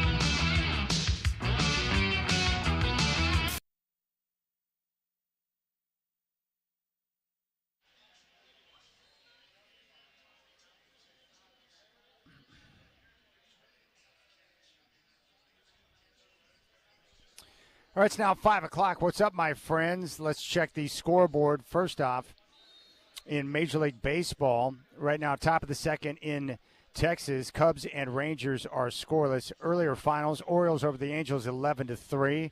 Twins down the Royals 4-1. Yankees come back and top the Astros 5-4 in Houston. Dodgers 7-1 winners over the Cardinal. And the Blue Jays rip the Rays in Tampa 8-2. Brewers and Mets were postponed. Braves and Phillies also postponed. Checking the March Madness scoreboard, Sweet 16 is underway. Halftime, the 2-6 matchup in the West. Clemson leading Arizona 39-31. The 1 seed in the East, UConn on top of San Diego State right now 27-19. Alabama and North Carolina coming up at 6:40 on CBS. UNC favored by 4.5. Illinois and Iowa State just after 7. The Cyclones a 1.5 point favorite.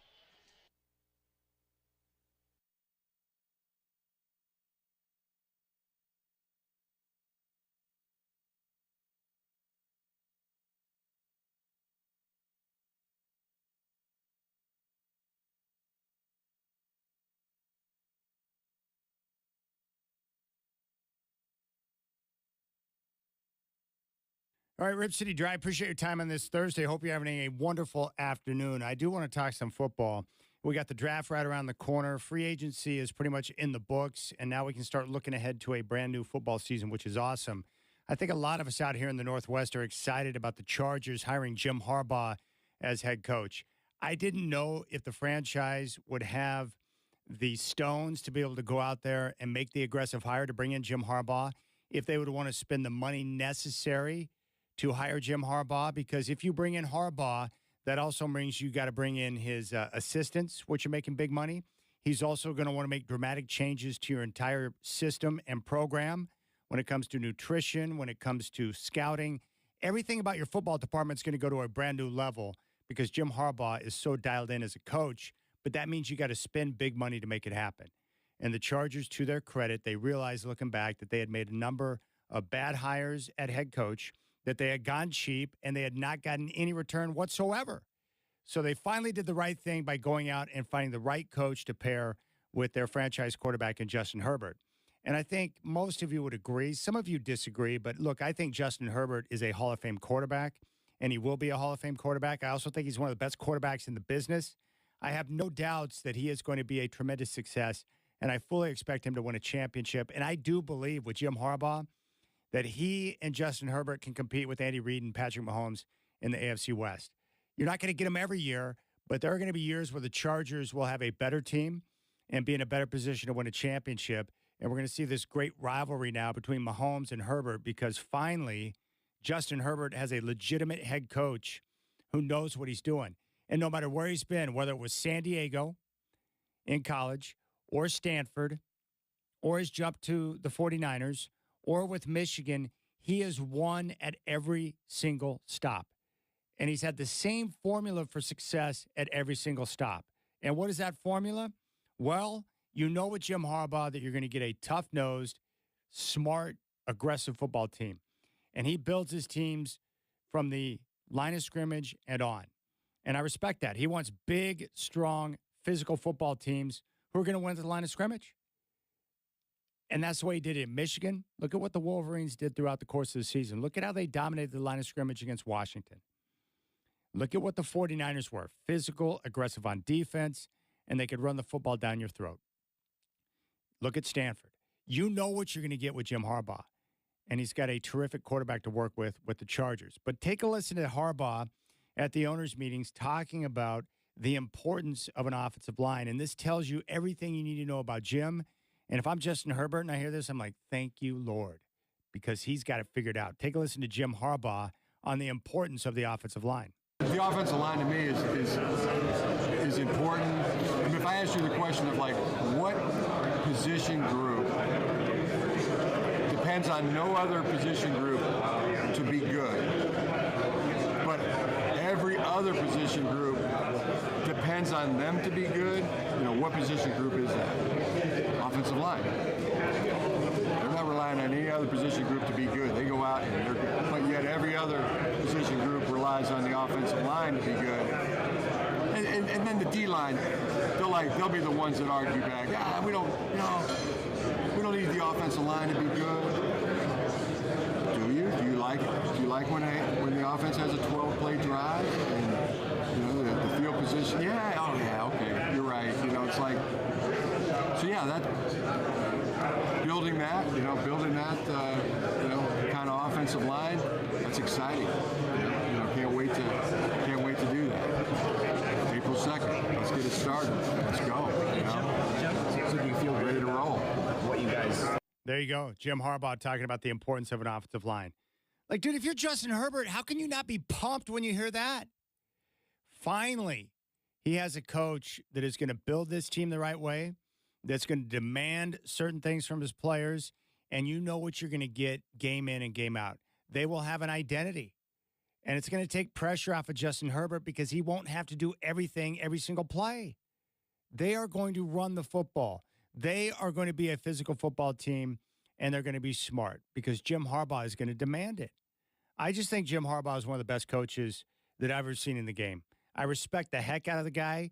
He is a little bit kooky in the way he communicates, but I've learned by watching sports that the greats, the best of the best, they're all a little bit weird, especially the coaches. They communicate differently. They think differently. They just handle their business a little bit differently. And Jim Harbaugh is a bit of an oddball, but he's a terrific head coach. And if you're Justin Herbert, now you know, okay, we're going to run the football. He's going to build an offensive line that will protect me. We're going to run the football. That will set up the play action. And every time we go out, we'll have an identity. What I love about teams that build at the line of scrimmage, especially on the offensive line, when you can run the football, it's amazing with football, as much innovation that has come to the game, and it's been a ton. And so many teams now are so pass heavy because that's where the points are scored. That's where the yards are picked up. Teams want to be good in the passing game, and I get that. But the one thing that has not changed in all of the years that I've been watching football for like 40 years, there are two ingredients. If you can run the ball and you can stop the run, there's a darn good chance you're going to be a heck of a football team.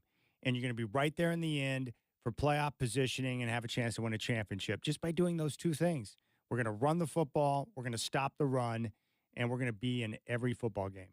And those are the two ingredients you need more than anything. And Harbaugh's going to preach that. He's going to want that big, sturdy offensive line. Just look at his brother, too. They both build the same type of teams. John Harbaugh wants big linemen, physical football players, and they want to be aggressive. Jim, just look at his Michigan squad. Great offensive line, run the football, aggressive on defense.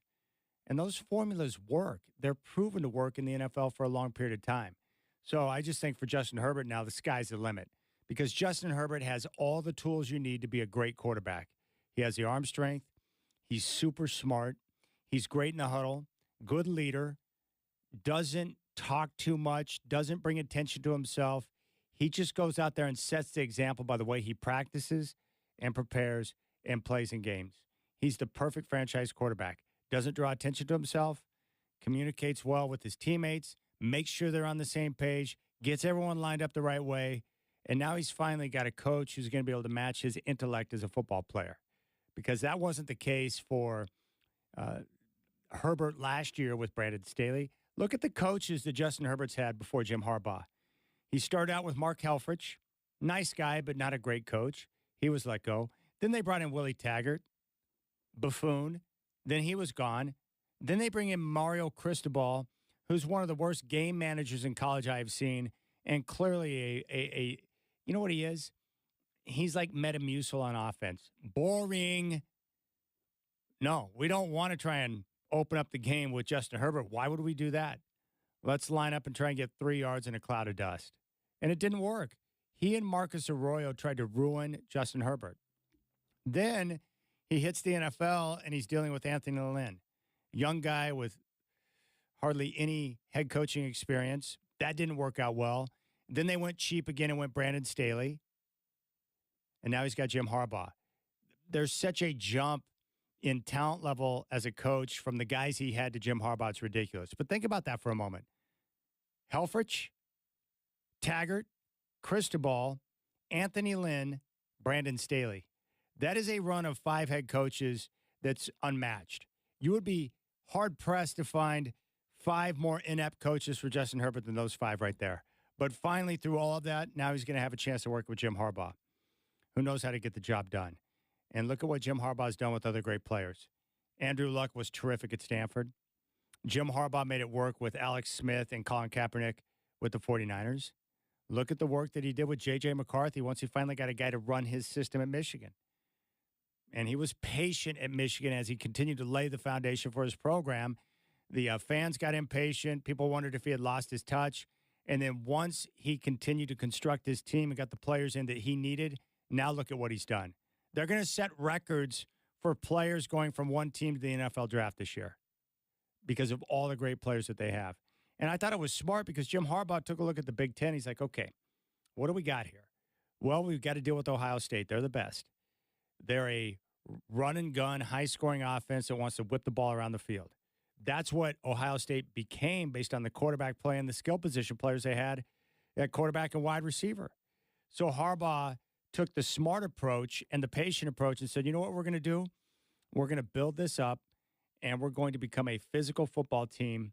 And once we get all the players we want in a position to do what they do, Ohio State's not going to be able to deal with our physicality.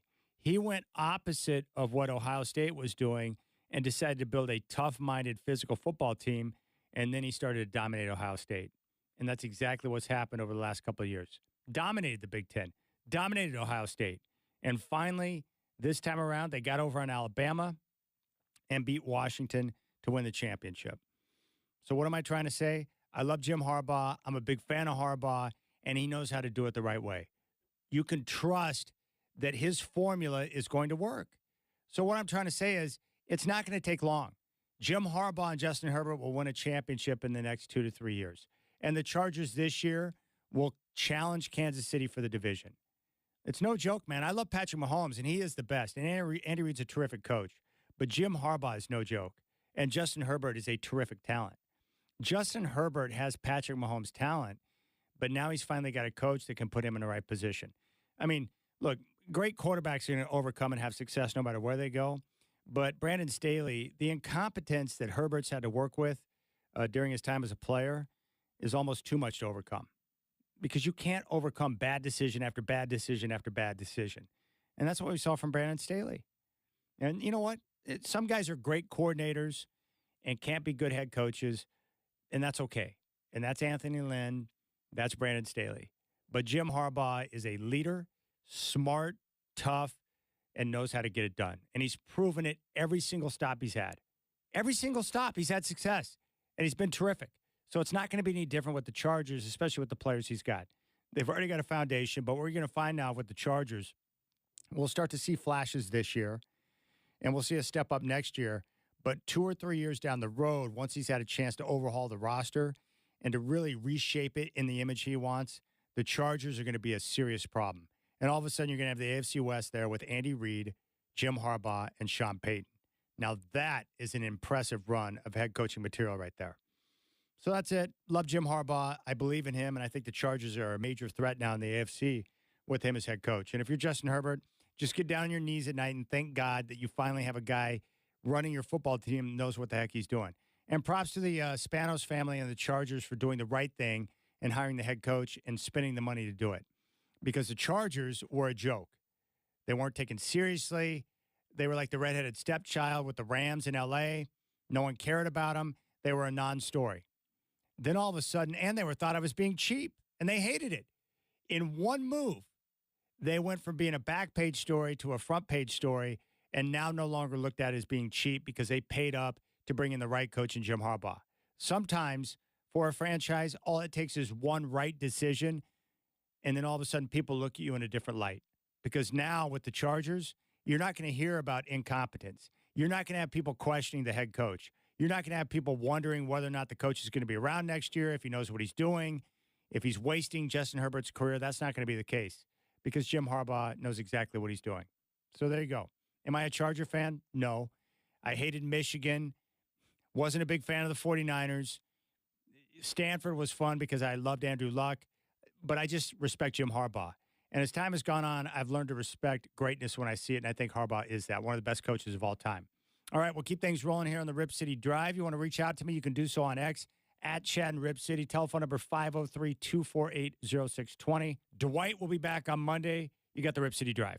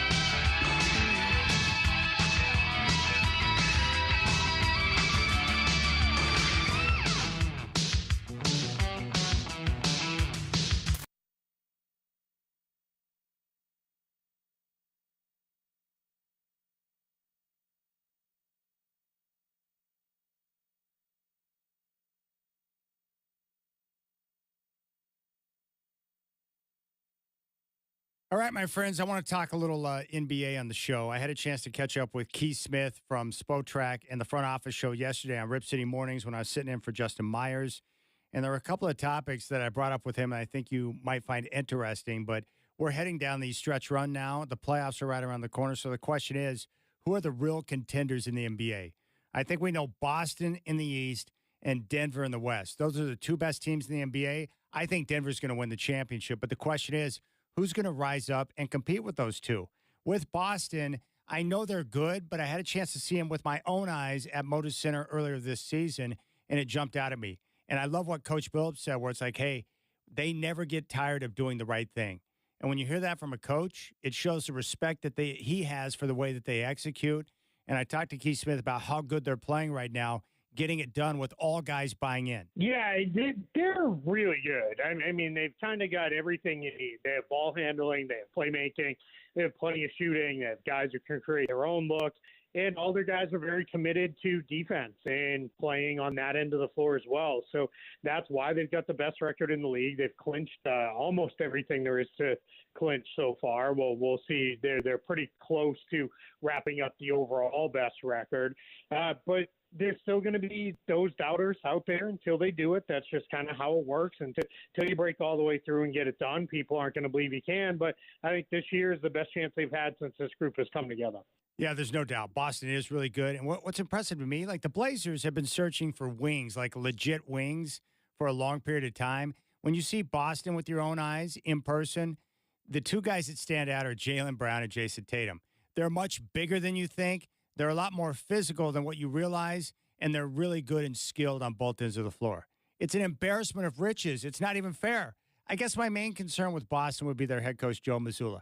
Second year on the job, doesn't have a ton of experience, and had a playoff run last year that did not end well, and there were times where he didn't deal well with the criticism. So the question is, how has he changed? How has he improved from year one to year two? I asked Keith about that. I think he's a lot more adaptable now. I think a year ago it was a lot more all right, this is what we do and this is how we're going to play, and if we don't if it doesn't work, it just didn't work. And now I think this year you're seeing he is not afraid to pull guys. He trusts his bench a lot more. He's very willing to go to guys like Peyton Pritchard and Sam Hauser and Luke Cornett for long stretches.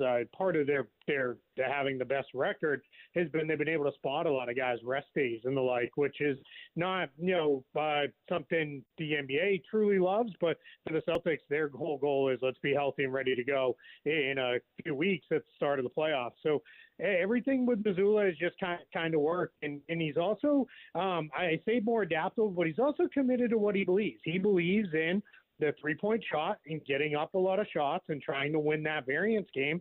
And that's something that's been proven to be pretty successful. All right, so Boston's going to be the number one seed. They're going to have home court advantage, and they're likely going to reach the NBA Finals. That'd be my guess. But the question is, who is the biggest threat to Boston? I think it's still Milwaukee, and then as weird as this sounds, because they're sitting down there in the play-in tournament, it might be the Miami Heat just because of the history. And we know the Heat, with the Celtics, if Celtics fans wake up and it's, man, we have the Heat in the first round, they're gonna get the jitters, right? It's, I say all the time, the Miami Heat, especially for Boston, but for just about everybody in the league, they're like the classic horror movie villain. Like you got to separate the head from the body, burn both, bury them in the deepest depths of the ocean, and hopefully that they don't come back. And here they are, every year. Until it's one of those things that you can't trust making a run from the play-in tournament every year, but it's there's just so much there for Celtics fans with the Heat that I think that's the team that worries them the most outside of the Bucks. Yeah, there's no doubt. Eric Spoelstra's awesome. You don't want to give him extra time to prepare for a 7-game playoff series, but Keith did speak to the genius behind Eric Spoelstra. Yeah, he's the best coach in the league. I don't even think it's particularly close. I mean, especially when you also look at what he does every year with these guys who are a lot of these Heat guys, they're not going to play on other teams. And we see it sometimes. They sign contracts other places, and they're just not as good because Eric Spoelstra, the thing I think he is very best at is he doesn't ask guys, hey, come in, I need Jimmy Butler's out. Go be Jimmy Butler. It's be the best version of Haywood Highsmith that you can be. Be the best version of Caleb Martin that you can be.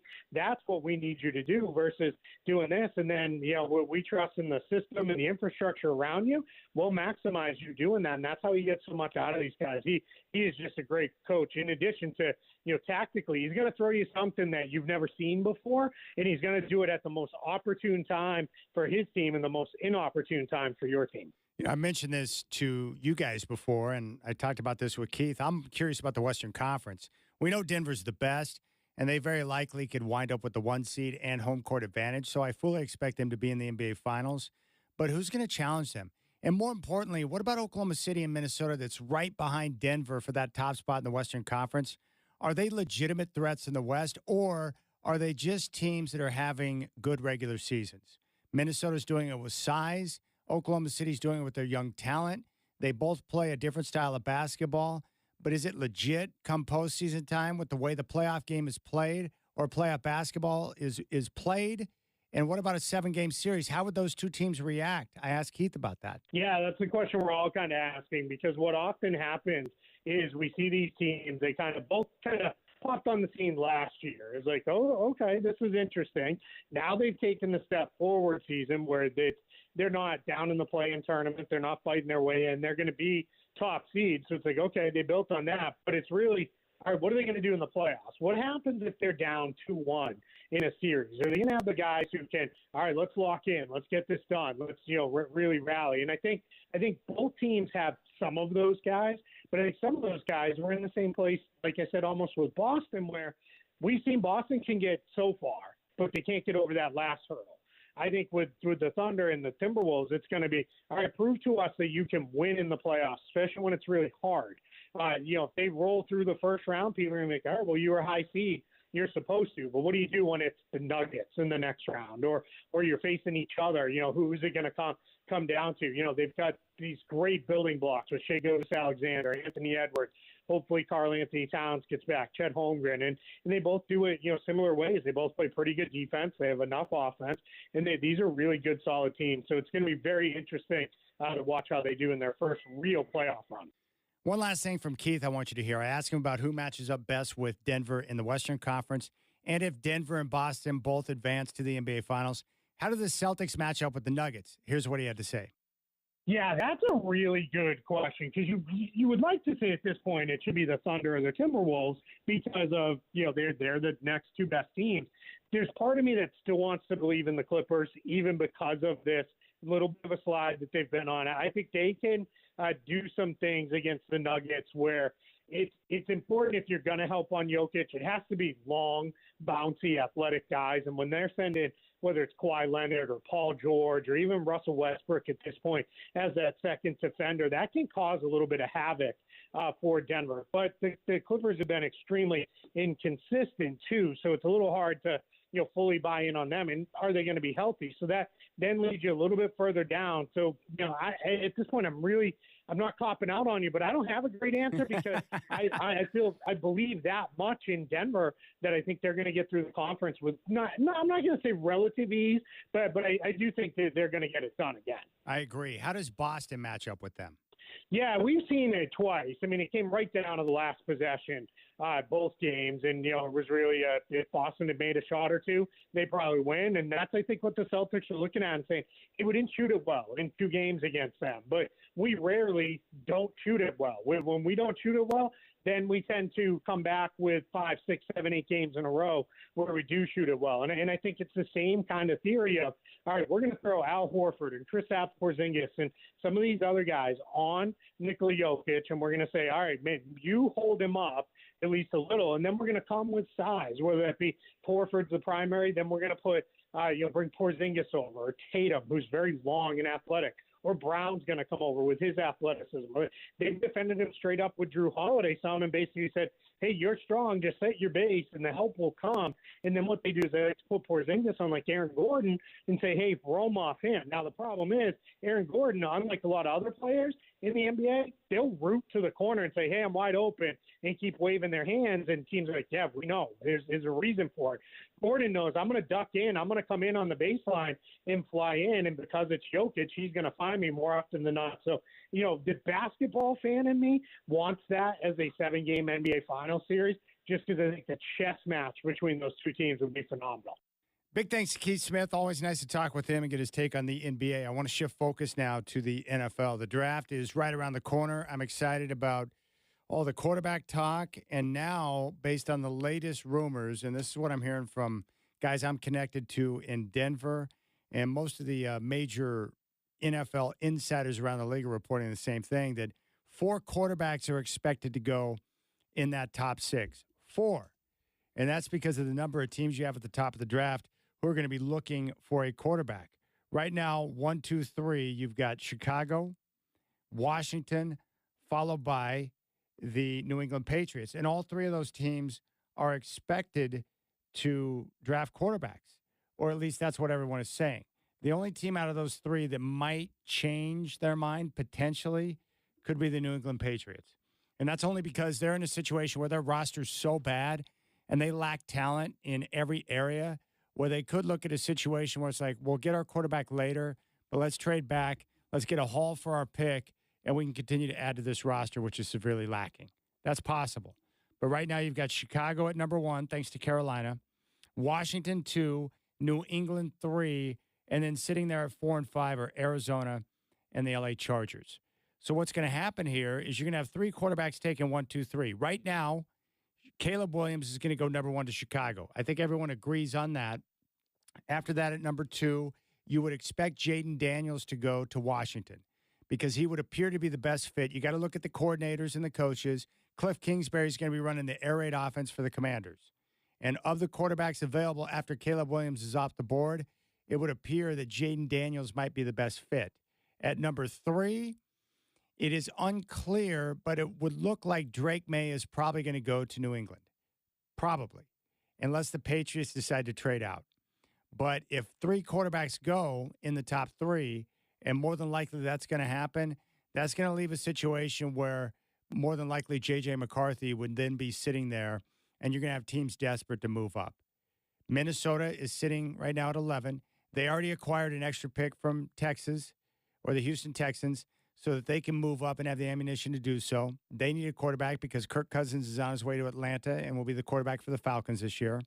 You've got Denver sitting at 12. And also the Raiders, who do not have a future quarterback on their roster.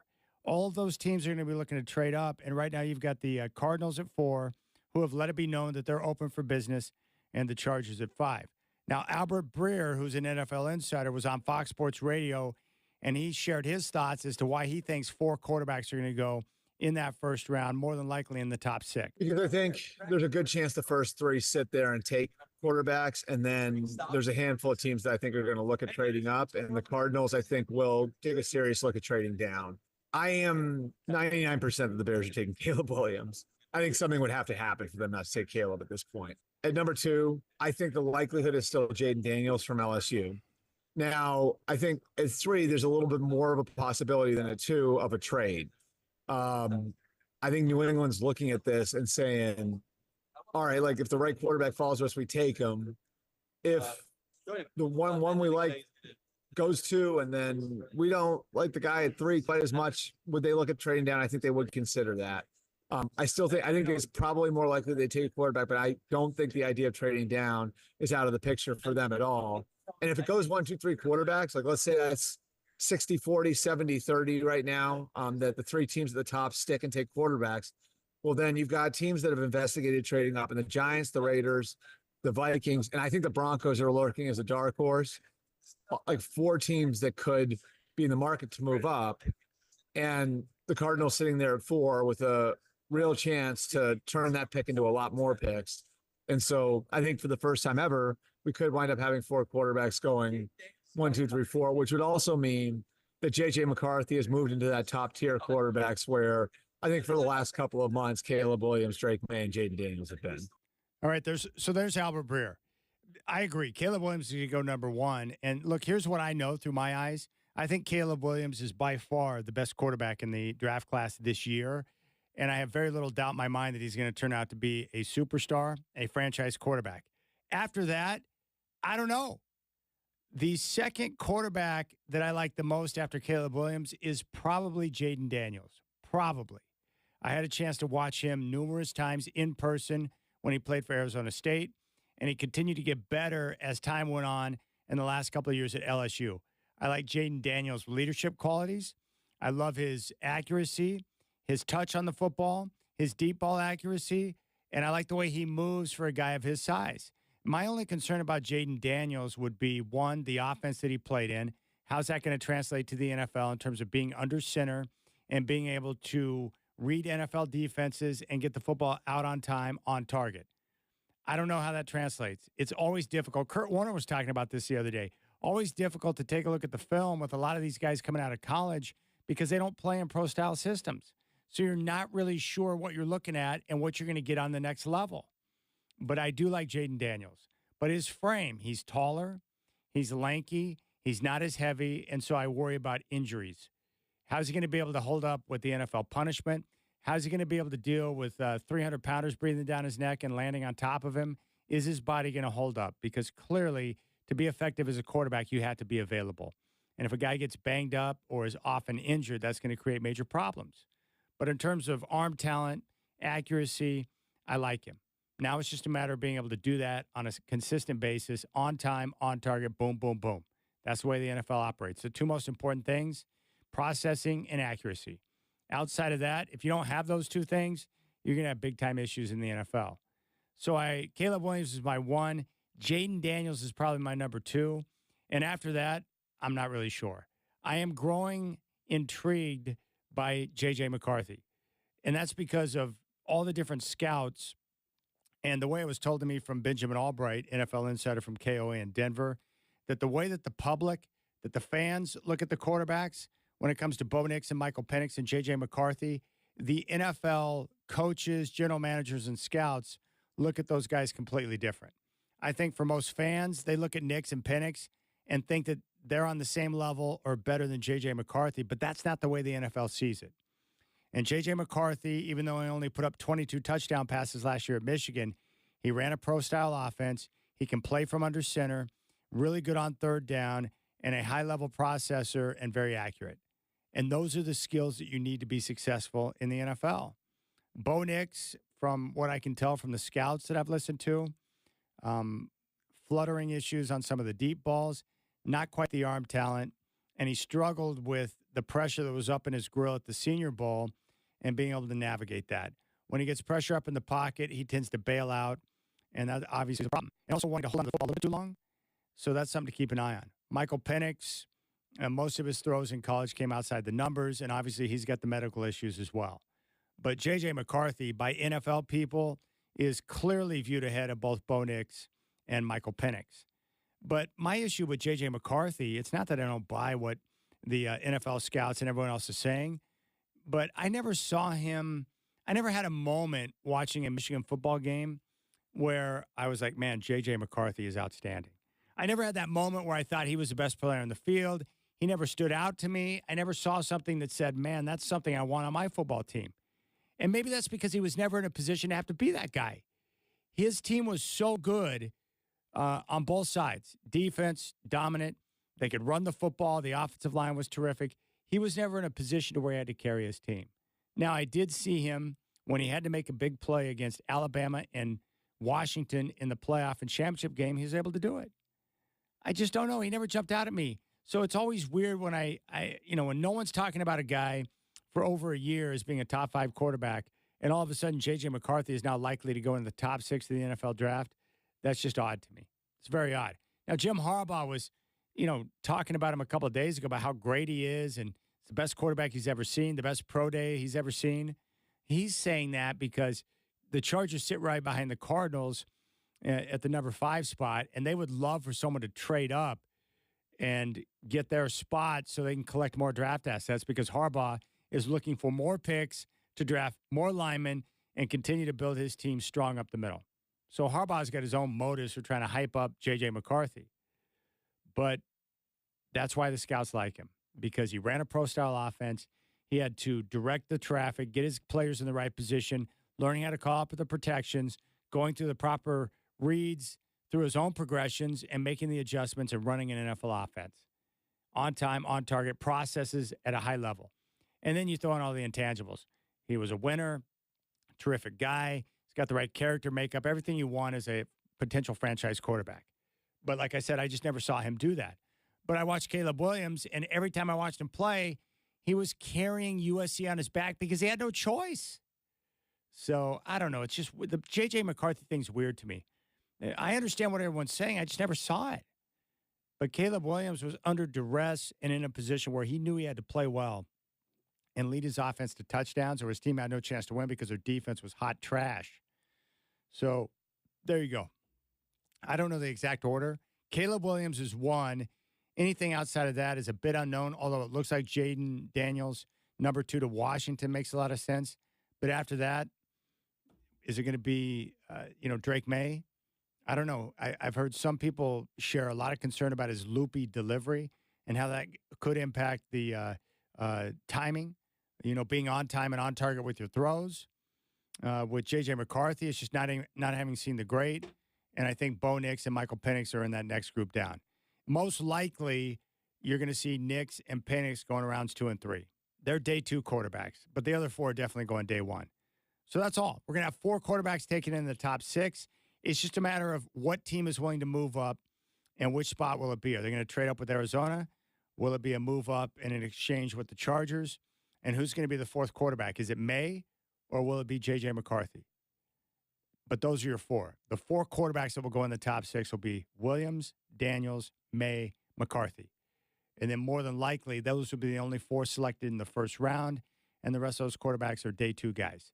Because if you it's a risk, unless you truly believe that Bo Nix is your guy, you can't reach for him at 12. I don't expect that to happen.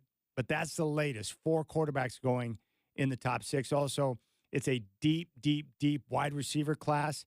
So if you need playmakers, you're going to be able to you're going to have access to a lot of guys who can make plays in the first, second, and third rounds. Deep wide receiver class. All right, we'll keep things rolling. We'll come back and put a nice little bow on this show. It's Chad doing here on your home of the Blazers, 620 Rip City Radio. You've got the Rip City Drive.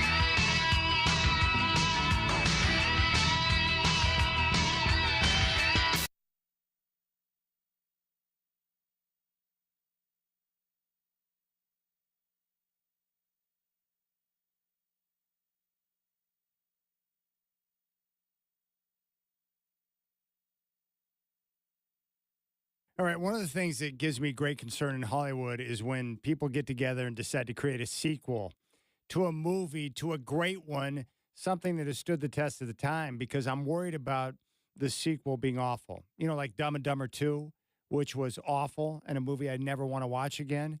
Dumb and Dumber was perfect as it was, with great one-liners. And there are a lot of movies like that. And then the sequel hits, you're like, what is this garbage? Or a remake of a classic that turns out to be hideous. We don't need that in our life. And we have gotten word recently that there's going to be a Happy Gilmore 2. And think about how iconic that movie is, especially for people who are probably around my age, who grew up with the movie, who saw it, and just the overall humor and the work of Sandler and some of the greats that he had in the movie. Christopher McDonald and, of course, Carl Weathers.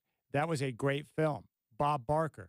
And I can always tell, you know, a good comedy or a good movie when you can quote one-liners to your buddies over and over and over again, and you don't have to identify the movie. You don't have to say anything other than the line, and everyone knows exactly what you're talking about.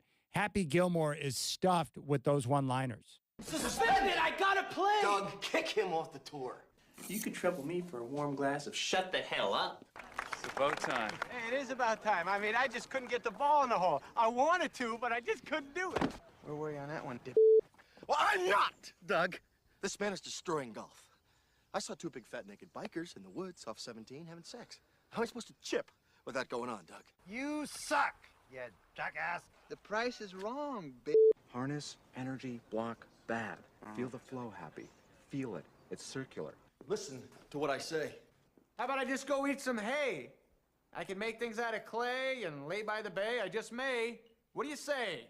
You know, I know what you're doing right now, and I don't like. Let's get one thing straight. This is shooter's joint. Did you just call me a freak? But now I got a new reason, kicking your ass. Well, I'm in on a golf course. And as you know, that's just a small sample size. Now, there are reports coming out of some of the cast for Happy Gilmore 2. Let me give you the names, and you can tell me what you think. Adam Sandler, of course, is Happy. Christopher McDonald will return as Shooter McGavin. Will Zalatoris, PGA player, as Gilmore's caddy. Sydney Sweeney as Cart Girl. Tiger Woods as Chubbs Peterson Jr. That is awesome.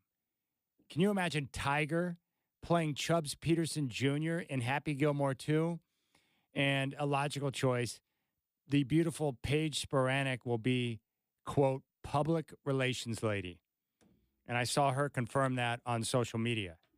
I have not checked in with my son Isaac lately to see if he's been in touch with Paige. I should check in with Isaac, who communicates with her on some app, and say, hey, what's her take on Happy Gilmore 2? Hey, yo, Isaac, nice to see you. What's your take, or have you talked to Paige lately? What's her take on Happy Gilmore 2? So there's your cast that's been reported so far. So obviously, I'm excited about this. I'm going to watch it. I mean, I can guarantee you that I will pay money and do whatever is necessary to make sure I watch it. I think it's going to be Netflix, but it has to be well done. Like, if you're Adam Sandler, for the love of all that is right, you cannot screw this up. You cannot screw it up because the movie's a classic, and we're going to be quoting it for the rest of our lives.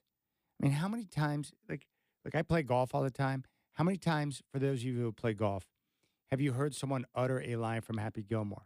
You too good for your home? I mean, think about the lines that come out.